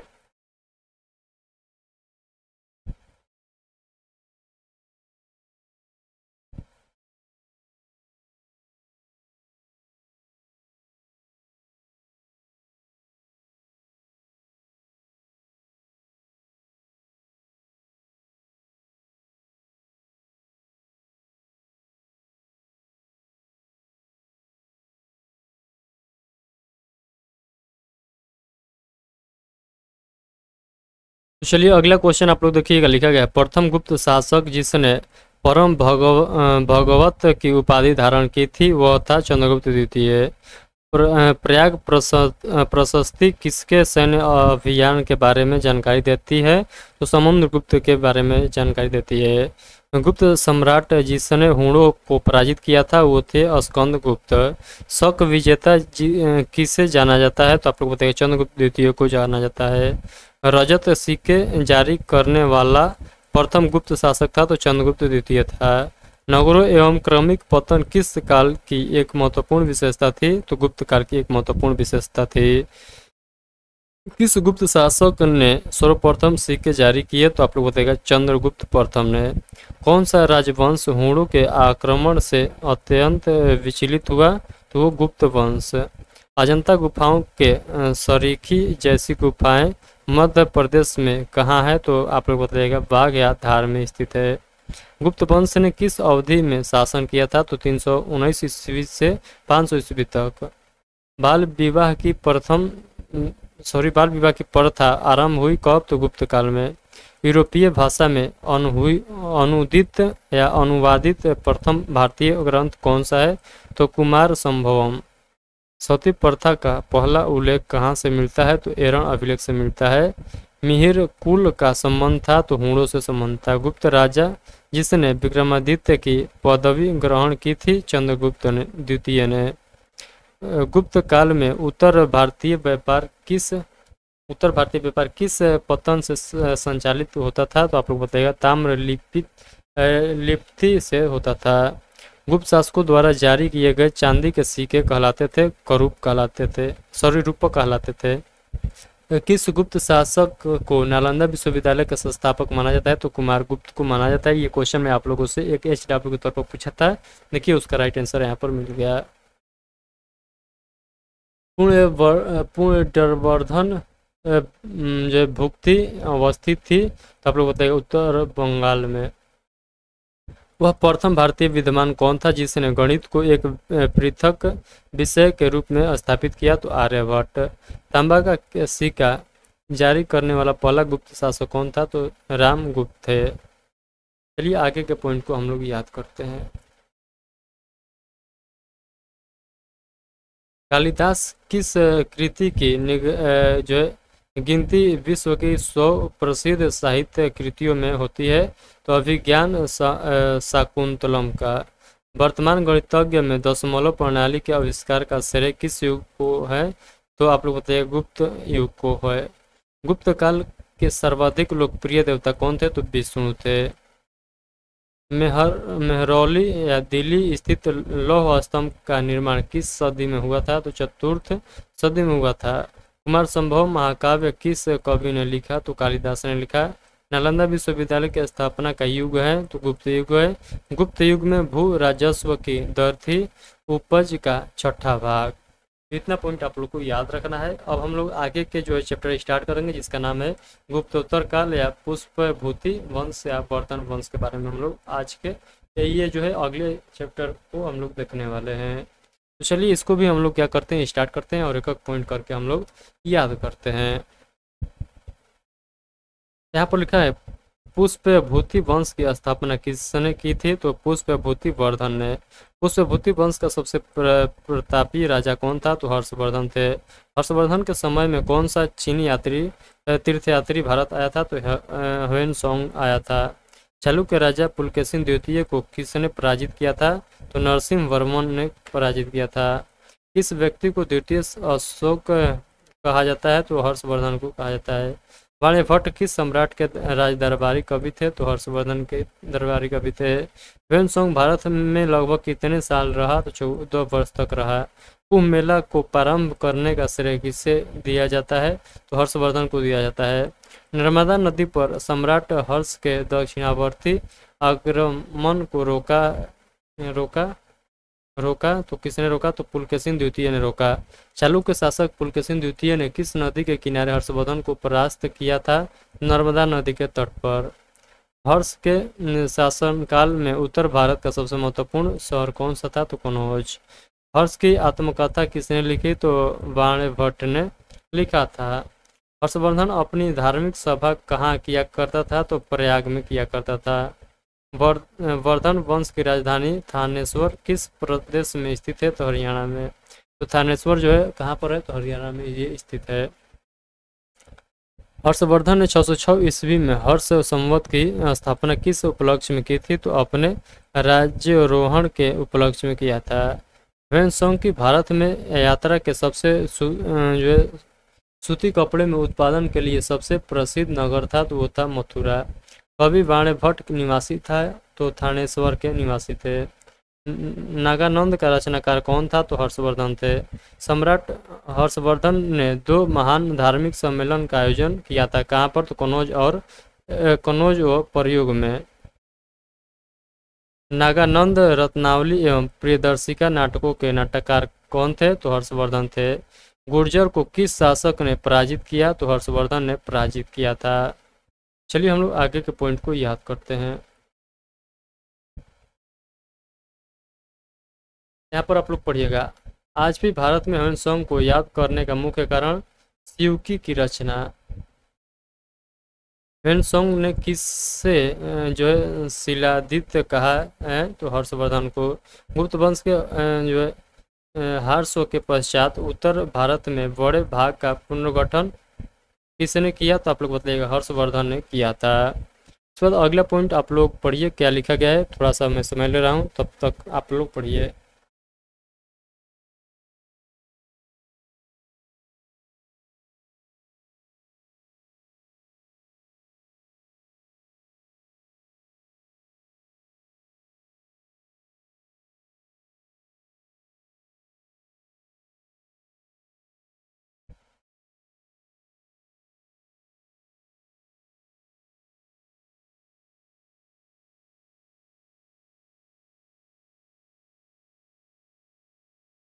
बंगाल का कौन सा शासक हर्ष का समकालीन था, तो आप लोग बताइएगा शशांक। वह अंतिम बौद्ध राजा कौन था जो संस्कृत का महान विद्वान और लेखक था, तो हर्षवर्धन थे। हर्ष चरित्र किसके द्वारा लिखी गई थी, तो आप लोग बताइएगा बाणे भट्ट के द्वारा। एक चालुक्य अभिलेख के तिथि अंकन में शाक संवत का वर्ष 556 दिया हुआ है, इसका तुल्य वर्ष है तो 634 ईस्वी। हर्ष के समय की सूचनाएं किसकी पुस्तक में निहित है, तो कलहण की पुस्तक में निहित है। सम्राट हर्ष ने अपनी राजधानी थानेश्वर से कहाँ स्थानांतरित किया था, तो कनौज। उत्तर प्रदेश में स्थित वह स्थान जहां हर्षवर्धन ने बौद्ध महासम्मेलन का आयोजन किया था वो था प्रयाग। नर्मदा नदी पर सम्राट हर्ष के दक्षिणावर्ती अग्रगमन को रोका पुलकेशिन द्वितीय ने। कौशय शब्द का प्रयोग किया गया तो रेशम के लिए। चीनी लेखक भारत का जो उल्लेख किस नाम से करते हैं, तो यूनतु के नाम से करते हैं। नालंदा विश्वविद्यालय के विनाश का कारण था मुसलमान। गुप्तोत्तर युग के प्रमुख व्यापारिक केंद्र था कनौज। आदि शंकर जो बाद में शंकराचार्य बने उनका जन्म हुआ था केरल में। आदि शंकराचार्य द्वारा स्थापित 4 मठ कहाँ स्थित है, तो जोशी मठ, द्वारका, पुरी तथा श्रृंगेरी में स्थित है। तो चलिए हम लोग जो है प्राचीन इतिहास से संबंधित हम लोग मिसलेनियस क्वेश्चन देखेंगे, यानी सभी पॉइंट को हम लोग मिक्स से यहाँ पर क्वेश्चन देखने वाले, सभी चैप्टर का मिक्स से यहाँ पर क्वेश्चन आप लोग को देखने को मिलेगा। चलिए यहाँ से स्टार्ट करते हैं। किस विदेशी यात्री ने भारत का दौरा सबसे पहले किया था, तो मेगास्थनीज ने। शून्य की खोज किसने, तो आर्यभट्ट ने। महापाषाण संस्कृति हमें दक्षिण भारत के उस ऐतिहासिक युग से परिचित कराती है जब महापाषाण काल में उपयोग में लाए जाते थे बड़े पत्थरों से घेरी गई समाधियाँ, इसको कब्र कहते हैं। इस पुस्तक का 15 भारतीय और 40 विदेशी भाषाओं में अनुवाद किया जा चुका है, तो आप लोग बताइएगा पंचतंत्र का।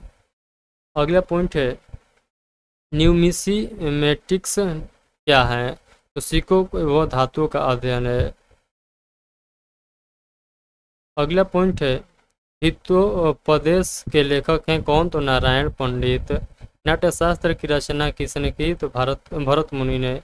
इतिहास के पिता द फादर ऑफ हिस्ट्री की जो पदवी सही अर्थों में किससे संबंधित है, तो हेरोडोटस। तो हेरोडोटस को इतिहास के पिता फादर ऑफ हिस्ट्री कहा जाता है। प्राचीन नगर तक्षशिला किसके बीच स्थित है, सिंधु व झेलम नदी के बीच में ये स्थित है।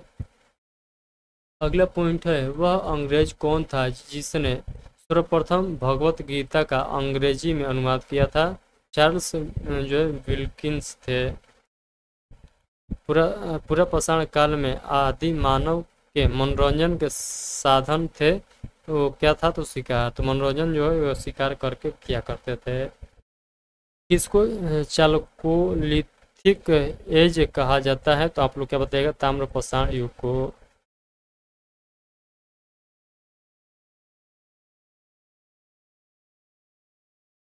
अगला पॉइंट आप लोग देखिएगा लिखा गया है स्वप्नवासदाता के लेखक हैं कौन, तो भास। नालंदा विश्वविद्यालय के जो नालंदा विश्वविद्यालय किस लिए विश्व प्रसिद्ध था, तो तर्क शास्त्र के लिए। उस स्रोत का नाम बताएं जो प्राचीन भारत के व्यापारिक मार्गों पर मौन है, तो आप लोग बताइएगा मिलिंद पर हो। आधुनिक मानव के हाल का पूर्वज है, आप लोग बताइएगा क्रो मैगनन मनुष्य। ईसा की प्रारंभिक सदियों में भारत तथा रोम के बीच घनिष्ठ व्यापारिक संबंधों की सूचना किस पुरास्थल की खुदाई से प्राप्त होता है? आप लोग बताइएगा अरिकमेडु से। आधुनिक देवनागरी लिपि का प्राचीनतम रूप है ब्राह्मी लिपि। मानव द्वारा सर्वप्रथम प्रयुक्त अनाज था चावल। काव्य शैली का प्राचीनतम नमूना किसके अभिलेख में मिलता है? रुद्रदमन के अभिलेख में। कौन सा बंदरगाह पोर्डू के नाम से दी पेरिस ऑफ द इरीथ्रियन सी के अज्ञातनाम लेखक को ज्ञात था? तो आप लोग बताइएगा अरिकमेडु। तो चलिए आगे के पॉइंट को हम लोग देखते हैं। अगला पॉइंट यहाँ पर आप लोग देखिएगा, ताम्रसम या ताम्रपाषाण काल में महाराष्ट्र के लोगों मृत्यु के घर के फर्श के नीचे किस तरह रखकर दफनाते थे? तो उत्तर से दक्षिण की ओर। भीमबेटका किसके लिए प्रसिद्ध है? तो गुफाओं के शैल चित्र के लिए प्रसिद्ध है। प्राचीन भारत में कौन सी लिपि दाईं ओर से बाईं ओर लिखी जाती है? तो खरोष्टी लिपि सॉरी। मालती माधव के लेखक थे? तो आप लोग बताइएगा भवभूति। मुद्रा राक्षस नामक पुस्तक का लेखक कौन था? तो विशाख दत्त थे। किस वंश के राजाओं ने खजुराहो स्थित मंदिरों का निर्माण करवाया था? चंदेल वंश के राजाओं ने। आबूज का जैन मंदिर किससे बना है? तो आप लोग बताइएगा संगमरमर से बना है। एलिफेंटा की गुफाएं मुख्यतः किस धर्म के मतावलंबियों के उपयोग के लिए काटकर बनाई गई है? तो शैव धर्म के। अगला है, एलिफेंटा के प्रसिद्ध शैल को काटकर बनाए गए मंदिर का श्रेय दिया जाता है राष्ट्रकूटों को। अजंता और एलोरा की गुफाएं किस नगर में स्थित है? तो औरंगाबाद महाराष्ट्र में स्थित है। कोणार्क का सूर्य मंदिर किसने बनवाया था? नरसिम्हदेव वर्मन ने बनवाया था। किस मंदिर को काला पकौड़ा के नाम से जाना जाता है? तो कोणार्क के सूर्य मंदिर को काला पकौड़ा के नाम से जाना जाता है, पैगोड़ा। तो आई होप कि जितना मैं पॉइंट बतलाया हूँ, जितना मैं ऑनलाइनर के तौर पर क्वेश्चन कराया हूँ, प्राचीन भारत से संबंधित सभी पॉइंट आप लोग को समझ में आ चुका है। कल के सेशन में हम लोग स्टार्ट करेंगे मध्यकालीन भारत का इतिहास। मध्यकालीन भारत का इतिहास कल के सेशन में हम लोग स्टार्ट करेंगे। करना तो आज के ही सेशन में था, बट सेशन इतना लंबा हो चुका है कि हम लोग तीनों पार्ट को एक साथ नहीं कर सकते हैं। इसलिए मैंने सोचा कि चलिए तीनों पार्ट को तीन पार्ट में विभक्त किया जाए। आई होप कि पहला पार्ट में जो हम लोग पढ़े हैं, जितना क्वेश्चन देखे हैं, सभी क्वेश्चन आप लोग को क्लियर तरीके से समझ में आ चुका है। आप लोग को याद तो नहीं हुआ होगा सभी क्वेश्चन, बट मैं प्रयास करता हूं, मैं यहाँ पर विश्वास करके ये चलता हूं, मैं ये मानकर चलता हूं कि जितना मैं क्वेश्चन कराया हूं उसमें से आप लोग को 20 से 25 क्वेश्चन याद जरूर हो गया होगा। तो चलिए आगे के क्वेश्चन आप लोगों को कैसे याद करना है, मैं आप लोगों को टेलीग्राम चैनल पर या व्हाट्सएप ग्रुप पर इसका PDF जो अपलोड कर दूंगा, जिसका लिंक इस वीडियो के डिस्क्रिप्शन बॉक्स में आप लोग को मिल जाएगा। तो उस पर क्लिक करके आप लोग PDF डाउनलोड कर लीजिएगा और इसका प्रिंट आउट निकलवा कर आप लोग क्या करिएगा, एक बार रिविजन करिएगा, बार बार देखिएगा, तब आप लोग को बहुत दिनों तक याद रहेगा।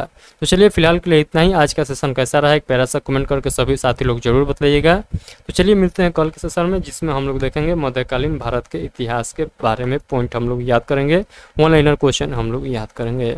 चलिए बहुत बहुत धन्यवाद, मिलते हैं कल के सेशन में।